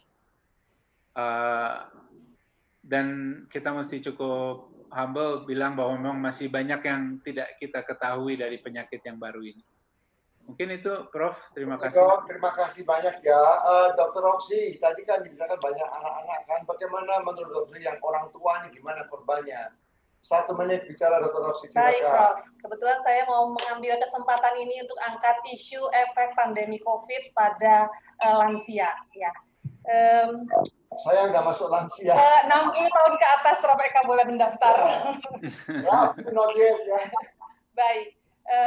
Bapak Ibu, kelompok ini jangan kita pinggirkan karena tampaknya sama seperti anak-anak, lansia punya dampak yang lebih berat terhadap pandemi COVID ini. Bisa ditampilkan slide-nya? Oke, ini saya tampilkan sebetulnya foto dari nenek saya. Bisa dilihat ya di slide ya. Belum keluar. Jadi tadi pagi saya minta dia foto, saya bilang saya mau masukin dia ke TV. Oh, very good. Jadi dia berfoto dengan kebiasaan dia sehari-hari, yaitu berjemur di pagi hari sambil mengenakan daster. Nenek saya umur 96 tahun. Pikun apa enggak? Udah pikun. Oh. Sebaliknya lagi. Oke. Tapi kita lihat di sini bagaimana dia begitu khawatir ya. Jadi pandemi COVID ini menimbulkan ketakutan dan penderitaan yang nggak bisa diungkapkan oleh para lansia di seluruh dunia. Ya, slide berikut. Kalau kita lihat kenapa mereka takut, statistiknya emang mengerikan ya. Sudah lebih dari 3,8 juta kasus yang terkonfirm sampai dengan hari ini, di mana diantaranya 40% memang kasusnya masih ringan, tapi ada 40% yang kasus sedang perlu perawatan lebih intensif, dan ada 15% kasus yang berat. Bahkan ada 5% kasus yang kritis. Dari sini 3%-nya meninggal. Belum lagi informasi-informasi di media yang menakutkan, bilang bahwa wah, ini sesuatu yang mengerikan. Buat lansia, ini informasi yang too much, Prof. Terlalu banyak ya. Kalau kita lihat di sini, di distribusi kasusnya, memang pada usia 60 tahun ke atas, laki-laki masih lebih banyak. Tapi di umur 80 tahun ke atas, itu perempuan lebih banyak. Dan di umur 80 ini, angka kematiannya sangat tinggi akibat COVID, 15%. Jadi bisa dibilang di kalangan dokter, kita berpendapat kalau udah umur di atas 80, kena COVID, game over. Prof. Ya. Ini pasti bikin takut. Right? Nah, ini saya mau angkat sedikit isunya.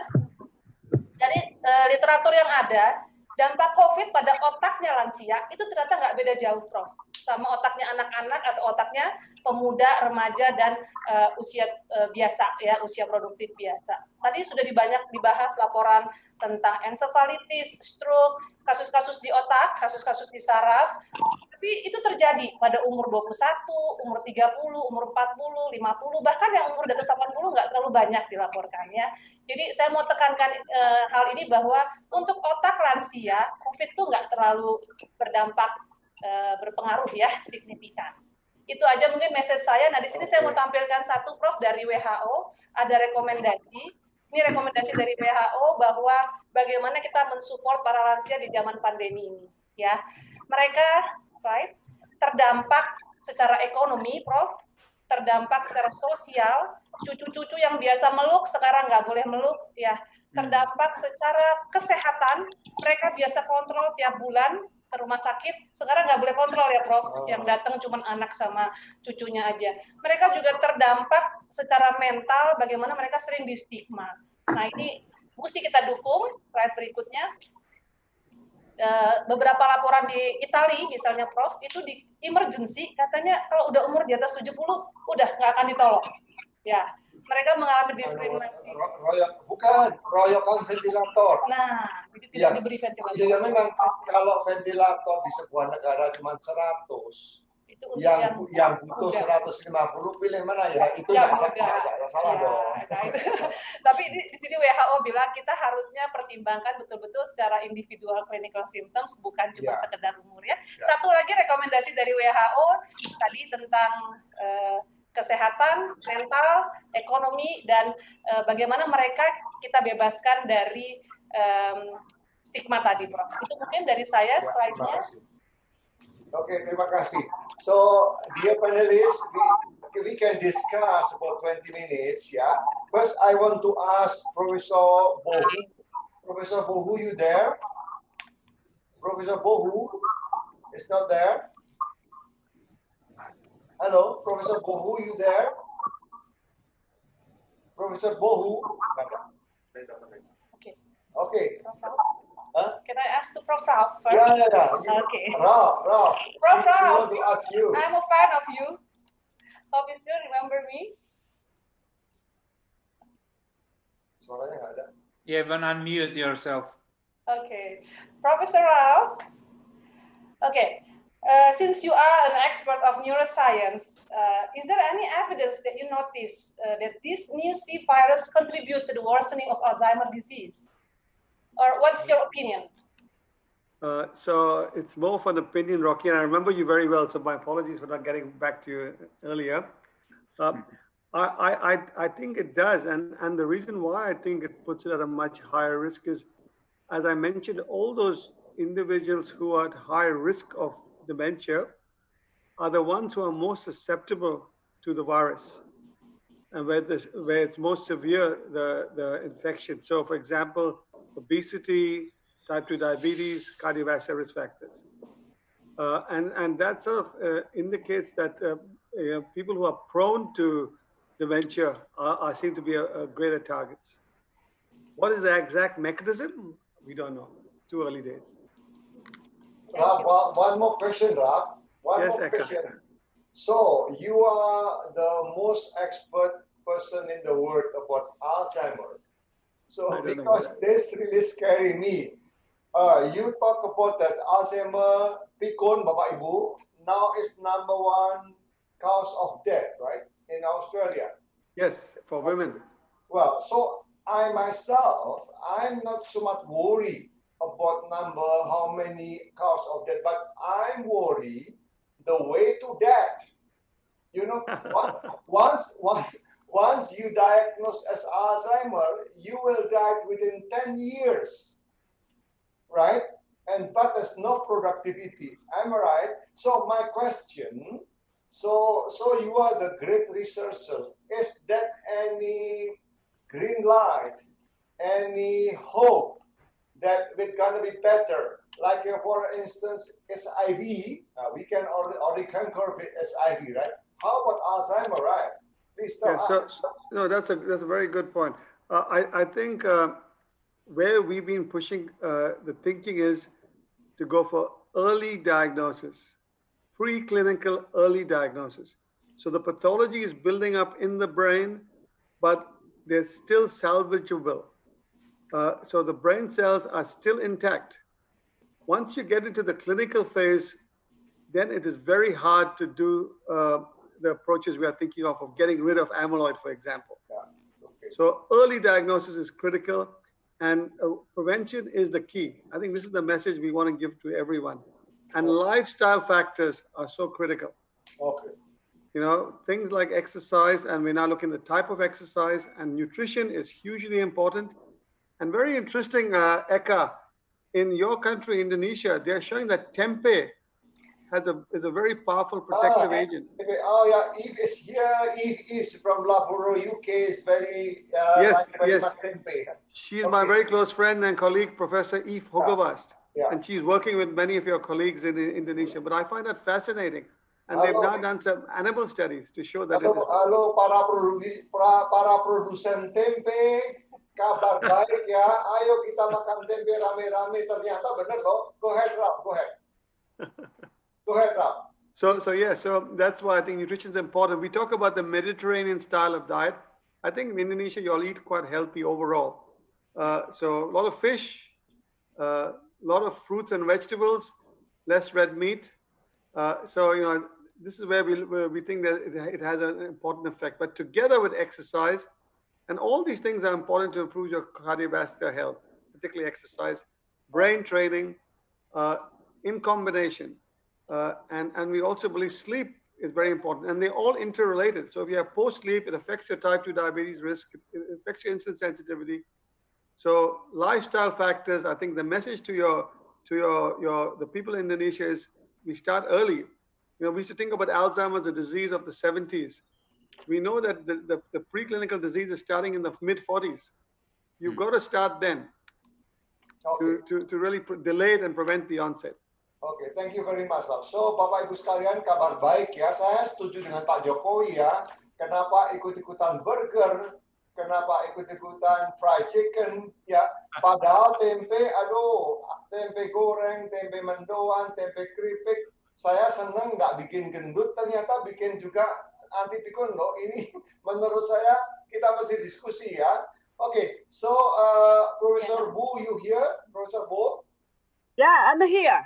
Yeah, I have a question for you. Why COVID-19 is different with another corona? Why is too bad? Why is devil? Because SARS, MERS, swine, not so bad, right? They don't cause pandemic. But why this corona is so terrible? Do you have an idea?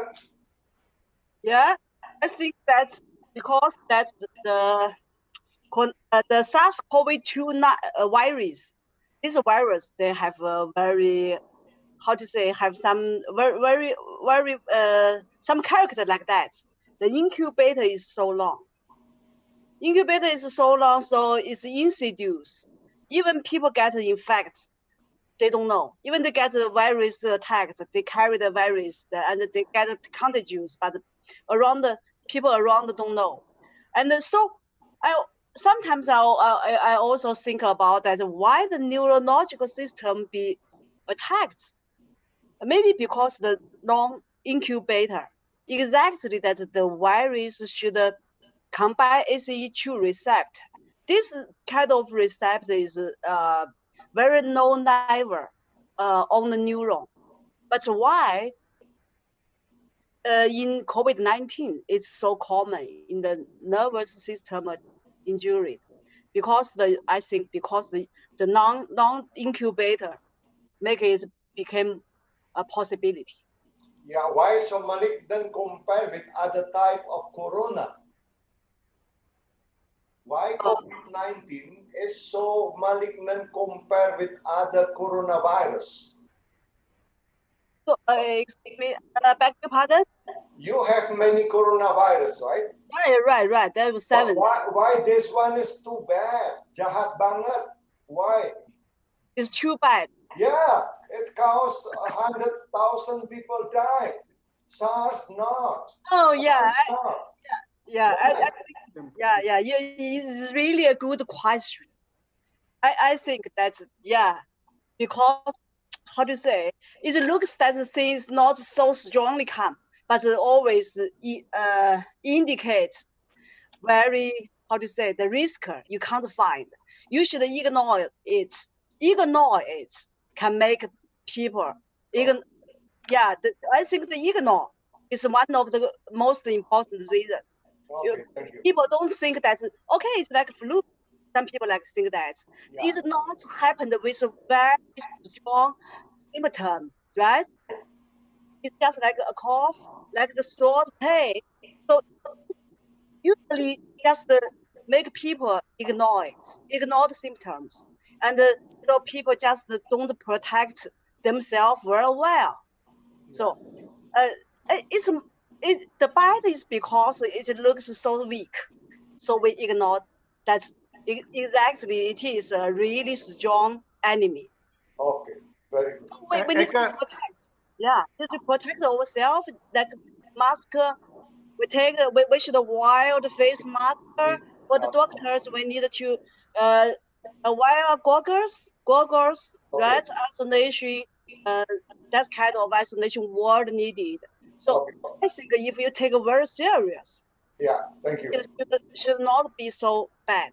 Thank you. Rob, you want to say something? Yes. Eka, it's a question to Professor Bohu. Hypothetically speaking, what do you think the flu would do for coronavirus? Would people become more susceptible? Do you think, like we are in Australia, we are now approaching our flu season, which is a huge problem. It kills a lot of people in itself. But would they become more susceptible to a coronavirus, or do you think it's unrelated?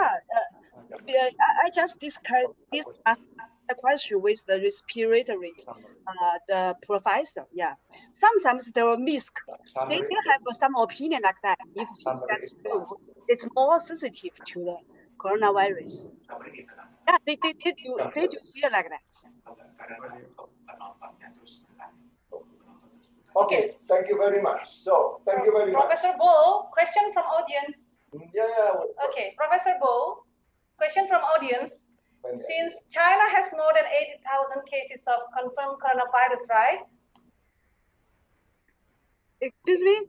Since China has more than 80,000 cases of confirmed coronavirus, do you think doctors, especially neurologists, should be worried about these neurological symptoms in COVID patients, or it's just a minor complication, you think? Complication? Yeah. Do you think the neurological complication in coronavirus disease is a major one, or it's just a minor one? So doctors don't need to be worried about. Exactly. How to say? I think we need to, it's a major one, we need to consider about that. Okay. And then from the observation. There was a thing, even now we control it. We don't know if it should come back in the autumn or in the winter, next winter. So even nowadays, we have no convinced case for more than 40 days, but we still very cautious, very take care of that, because we in Wuhan city, people have already been hurt by that virus. So even I think for myself, for my department, we always discuss about that. We need to very carefully until the next spring passed, next year spring passed. Okay, thank you. Thank you very much. So, Bapak Ibu sekalian, ladies and gentlemen, there is two things. One is how to kill the corona. So in this panelist, Professor Bo and Yanan, please, that is your job, how to kill corona and how to make the corona milder. Milder means just like a common cold, ya. Jadi saya minta tolong mereka ya Bapak Ibu sekalian, bagaimana tuh virusnya jangan jahat-jahat lah, bikinnya kayak batuk pilek saja. Ya karena maaf ya, kalau saya boleh menyarankan kalau ada academician di sini, kalau saya boleh usul itu bikin riset bareng dengan luar negeri. Mohon maaf sekali lagi, bukan karena kita lemah, tapi sejujurnya fasilitas riset kita dan duitnya masih jauh ya. Pak Rizal jangan tersinggung ya. Jadi memang iya, karena saya punya pengalaman membuat riset bersama Prof tentang Alzheimer. Saya join beliau, itu dananya ratusan miliar untuk satu topik. Jadi ya tidak mungkin kalau 10 juta bikin, ya maaf ya. Jadi usul saya, selama pemerintah masih prioritas tambal sulam duit buat ekonomi, kita join dulu dengan luar negeri, usul saya ya. Jadi mari kita buka hati bagaimana kita bantu bunuh virus corona, tapi sorry, bukan pesimis. Rasanya nggak mungkin kalau kita sendiri. Mari join sama orang lain ya. And then kedua, rekomendasi kita kedua itu tadi itu. Pak Rizal, please jawab 1 menit ya. Pak Rizal percaya apa tidak bahwa corona itu becoming kelepek-kelepek pada waktu panas dan humid kan? Yanan, when outbreak in Wuhan, how was temperature? Is it cold? The temperature in Wuhan? When outbreak, it was very. The outbreak, the temperature, maybe about 10 Celsius. Yeah. Okay, so almost. So please answer me later. Also, do you believe that the COVID-19 becoming weaker in the hot atmosphere and the humid? If yes, God bless Indonesia. Because we are so warm and so humid. Pak Bisa, 1 menit, percaya nggak? Iya. Yang saya baca memang virulensinya tergantung sama sama kelembaban dan suhu ya, Prof. Ya. Tapi bahwa dia sudah sampai di Indonesia berarti dia memang bisa ada di semua suhu. Yeah. Dan semua kelembaban saya kira. But I think Eka, that you have, I think you're not going to be so lucky because Singapore has got the same weather as you. Yes. They've had 2 outbreaks. No. Singapore is the same temperature with here. Yes. Because Singapore is too smart. They have too much money. They make a rapid, they make a rapid test for everybody. That's why so many positive. I believe if you send us rapid test 3 million, then many positive. So better not to make us. No. I believe that. Why Vietnam is very low? Why Myanmar is very low, right? Only Singapore, why too high? Because they are smart. They have too much money. Okay. Low coverage of testing. Okay, so nanti Bapak ada rekomendasi sedikit, tolong ditambah ya sebelum kita ke floor ya. Jadi menurut saya kalau membunuh corona, kalau saran saya adalah join dengan riset luar negeri ya. Kembali lagi mohon maaf ya, saya tidak menghina, tapi minta ampun itu dananya luar biasa, serius luar biasa.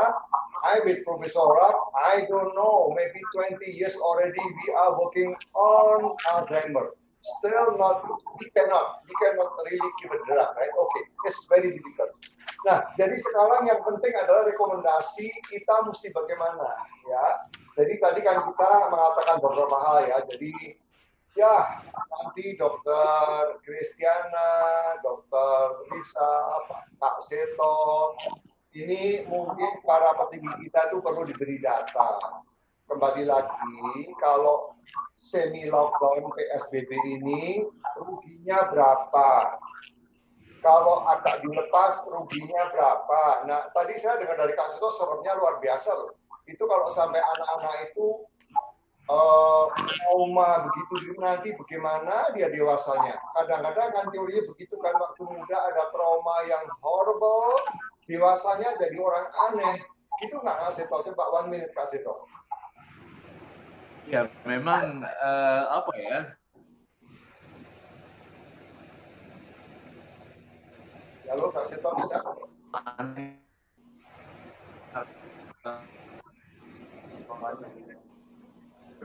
Halo Kak Seto. Oke Kak, sorry ya, nanti kita move ke Kak Seto, sorry ya, sorry. Bapak Ibu sekalian, jadi tolong nanti teman-teman kita yang ada di panelis.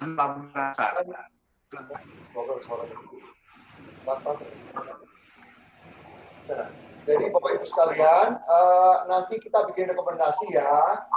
Koordinatornya Kak Sito, ya. Wakilnya Bu Kristiana. Membernya adalah semua yang mendengarkan ini loh. Kan kita boleh dong rekomendasi pakai data.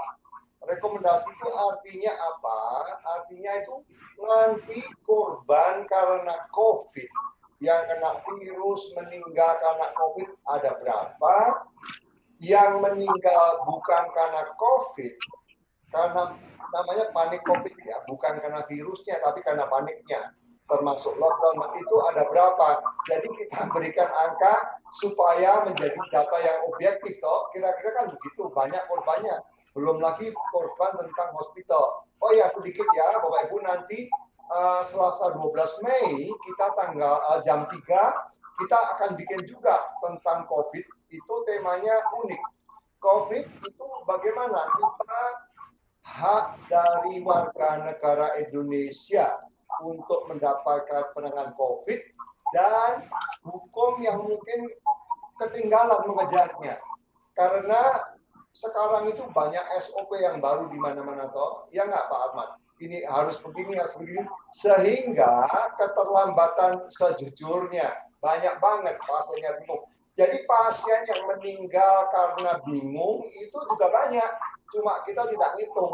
Ya nanti ya Selasa 12 Mei jam 3. Nanti kita bikin rame-rame rekomendasi nanti dengan para penegak hukum. Oke, Kak Sito, you can talk.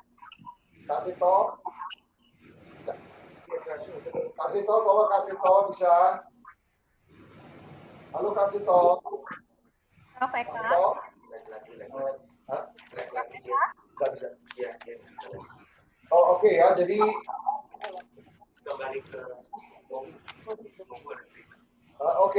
Professor Hobu. Oh, yeah, we can talk something, please. Hello? Hello? Yeah, please, go ahead. Yeah.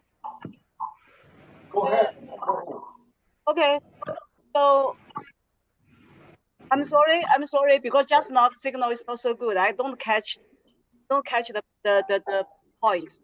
Okay. So I just would like ask your favor.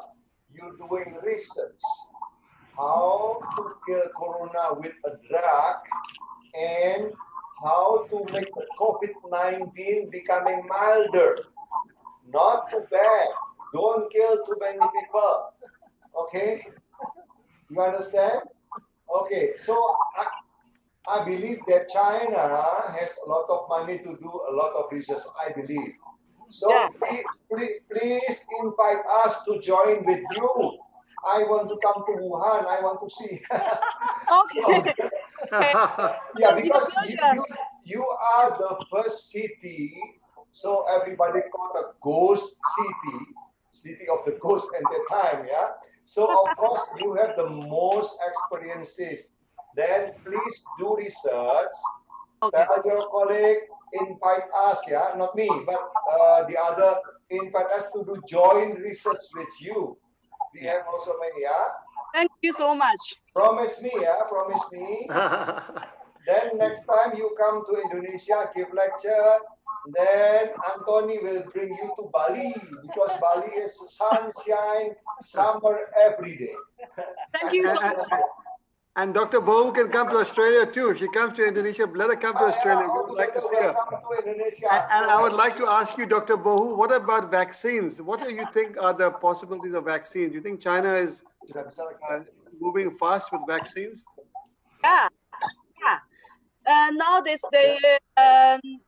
in the second stage. Okay.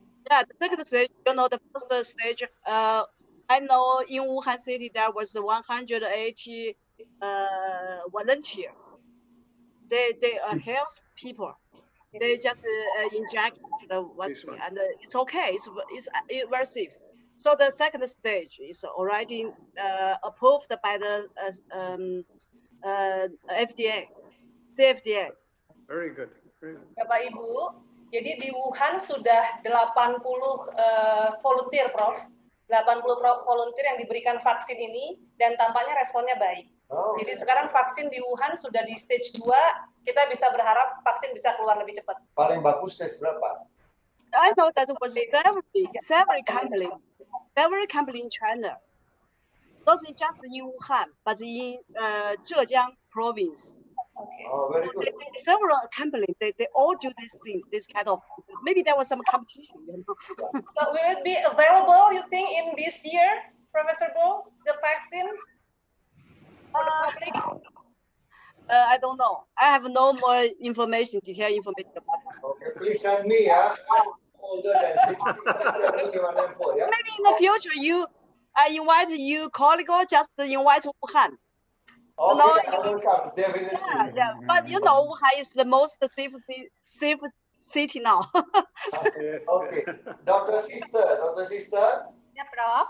Ya, jadi aduh tadi itu kecuali ini ternyata dulu saya sebelum corona sudah teriak-teriak kalau ceramah, hati-hati ya bahaya internet game addiction. Saya kok menilai serem, bener-bener serem loh. Nanti masih generasi muda kita itu aduh nggak bisa ngapa-ngapain kayak kecanduan. Nah ini bagaimana dong? Ini rupanya makin tambah kecanduan ya. Kira-kira Dr. Sister bagaimana rumusnya ini? Diapakan ya? Apa dibuka aja lah, jangan di rumah.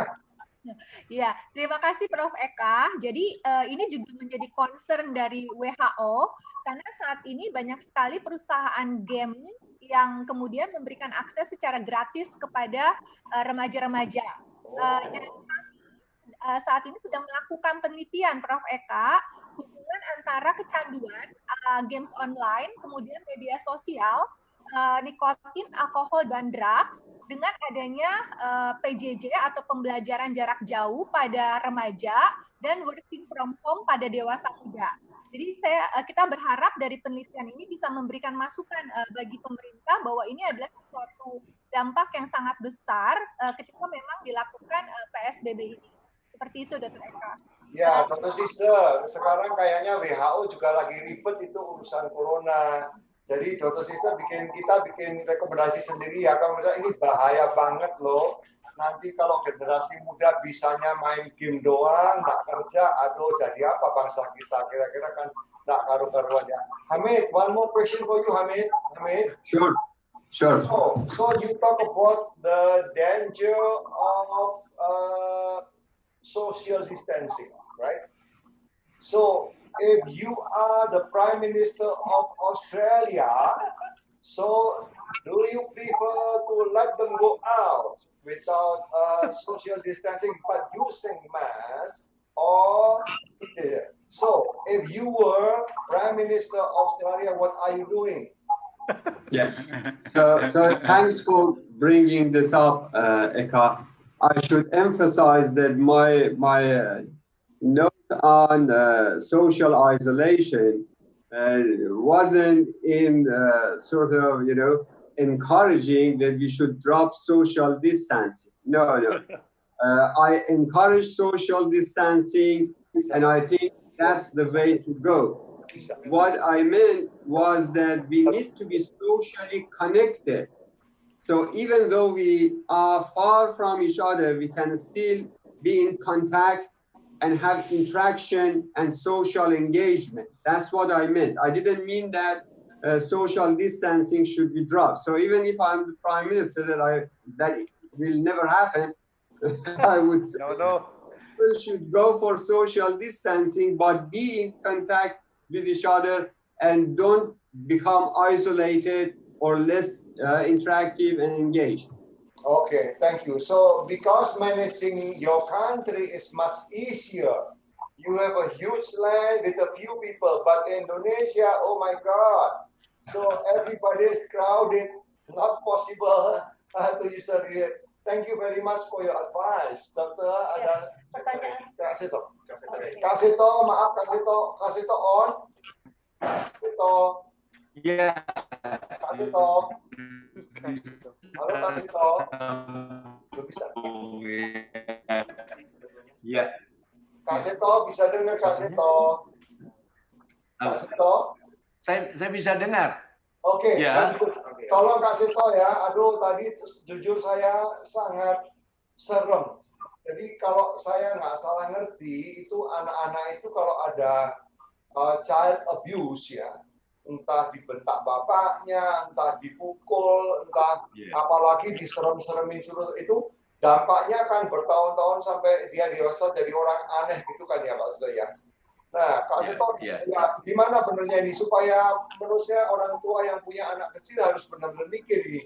Harus bagusnya bagaimana, apa diajak jalan ke taman, atau tapi kita nggak punya taman di kota, tamannya jadi ruko semua. Kak Seto, bagaimana rekomendasinya? Iya, memang di satu sisi memang kita juga ingin mendesak supaya segera ada kelonggaran di dalam pembatasan sosial skala besar ini. Tetapi sementara itu kami juga kampanye besar-besaran kepada para orang tua untuk mendidik dengan kekuatan cinta, untuk betul-betul menjadi sahabat anak, ramah anak, kreatif, menciptakan suasana yang menyenangkan begitu. Bahkan kami juga menciptakan lagu-lagu panduan bagi anak maupun untuk orang tua, yaitu supaya anak dididik dengan kekuatan cinta. Kalau boleh saya bawakan sedikit lagu yang saya kampanyekan kepada para orang tua untuk tidak mendidik dengan kekerasan. Boleh mungkin setengah menit ya. Lagunya gini kira-kira. Semua anak merindukan kasih sayang kita. Mari mulai memeluknya penuh senyuman. Jangan lagi memakai cara penuh kekerasan. Mari mendidik anak dengan kekuatan cinta. Mari mendidik anak dengan CINTA. Begitu lagunya kira-kira. Very good, very good. Terima kasih Kak Sito, terima kasih banget ya. Jadi very good, very inspired. Bapak Ibu sekalian, jadi kembali lagi jangan lupa ya, nanti tanggal 12 Mei, karena kembali lagi kita itu ada korban direct karena coronavirus, ada korban karena panic because of the corona. Ya, so many, I believe ya. Jadi nggak tahu ini bagaimana, nanti kita pikirkan bersama dan kita memberikan input ya. Kak Seto, terima kasih. Anak-anak itu concern banget kitanya ya. Bapak Ibu sekalian, saya boleh kembali lagi membuat resume pendek ya dari pembicaraan kita sore ini. Jadi nanti tolong ya para audience, Bapak Ibu pemirsa yang ikut mengikuti acara ini, tolong ya nanti diberikan input lewat berita satu. Bagaimana usulannya? Nah, mungkin berita satu. Siapa namanya? Anthony, could you give also recommendation? You berani nggak kasih rekomendasi ke pemerintah? Kenapa itu kawan? So I'm asking berita satu bos. Why not? Why not? Berita satu memberikan ya nanti inputnya dari Kak Seto, dari Dr. Chris, dari Dr. Ahmad ya. Berita satu based on our talk show. Then couple of recommendation, right? Recommendation is how to kill the corona and actually what to do for the victim of the panic corona. So again, not because of the corona kill the patient, but the non-corona, the panic, that's also kill the patient. Jadi kira-kira begitu ya, nanti kita akan rekomendasi sama-sama, tolong ya, nanti dibuat tulisan, Anthony in charge ya, nanti dibuat, tolong dari para pembicara dan Bapak Ibu yang menyaksikan, tolong diberikan input ya. Nah, jadi kembali lagi Bapak Ibu sekalian, otak kata Hippocrates. Hippocrates itu bapak kedokteran dunia ribuan tahun yang lalu. Dia udah mengatakan bahwa from the brain come from everything. Dari otak itu kita bisa pintar, bisa bodoh, bisa sedih, bisa gembira, bisa bijaksana, bisa bunuh diri kan begitu ya. Ya Pak saya. Ya. Jadi begitu pentingnya otak kita itu. Nah, kita memang bicara hati-hati jangan sampai coronanya masuk ke otak. Jangan sampai ketularan corona. Makanya pakai masker kemana-mana. Ya, mana tadi masker saya? Ya, ini karena kita disorot saja, saya nggak pakai. Harusnya kita pakai. Nah, jadi jangan sampai kena corona. Tetapi juga hati-hati ya, ini jangan kita hanya fokus di corona saja. Masih banyak urusan. Nanti kalau corona selesai pun tetap kerusakan otak itu menjadi momok, menjadi hantu yang nomor 1 di dunia. Maaf, ada pemirsa dokter jantung enggak ya? Dokter jantung, saya nggak gitu takut. Nanti kalau nanti saya juga tua, saya lebih prefer meninggalnya karena jantung di ranjang saya sendiri ketimbang di ICU. Ya enggak, dokter sister ketawa kan ya. Jadi amit-amit ya. Jadi hati-hati Bapak Ibu, jantung bisa membunuh, mati sek, atau kalau hidup kerja lagi. Tetapi otak bisa membunuh separuh, sepertiga, seperempat, dan bunuhnya pelan-pelan. Prof, you understand that the Alzheimer can kill people in 10 years. How can you imagine? Big money, big problem. So I prefer sudden death when God already called me. Oke, Bapak Ibu sekalian ya, jadi mudah-mudahan kita semua ada manfaat ya. Terima kasih para panelis. Thank you so much. Overseas panelists, thank you. Bo, Yanan, thank you so much. Really appreciate, yeah, because you respond so positively. Yeah, again, please continue our relationship, yeah. Rob and Amit, my old friend, long time not to see. Please we continue. Ya. Teman-teman, Pak Seto, makasih banget. Pak Ahmad, and then Bu Sister, makasih banget. Ibu Roxy, terima kasih banget. Maaf ya kalau ada kekurangan karena saya itu I am not professional presenter. I do this because I am jobless. But anyway, ini saya harus turun ke kamar operasi sebentar lagi. Ada seorang pasien dengan tumor anak kecil, kasihan. Not really jobless, semi jobless. So please open the lockdown as soon as possible. Jobless is terrible, yeah. So thank you everybody. Thank you everybody. Thank you so much. Everyone. Thank you. Thank you very much. Really Bye-bye. appreciate. Thank you so much. Wonderful. Congratulations. Wonderful. Thank you. Bye-bye. Thanks. Terima kasih semua ya. Terima kasih. Bye. Thank you.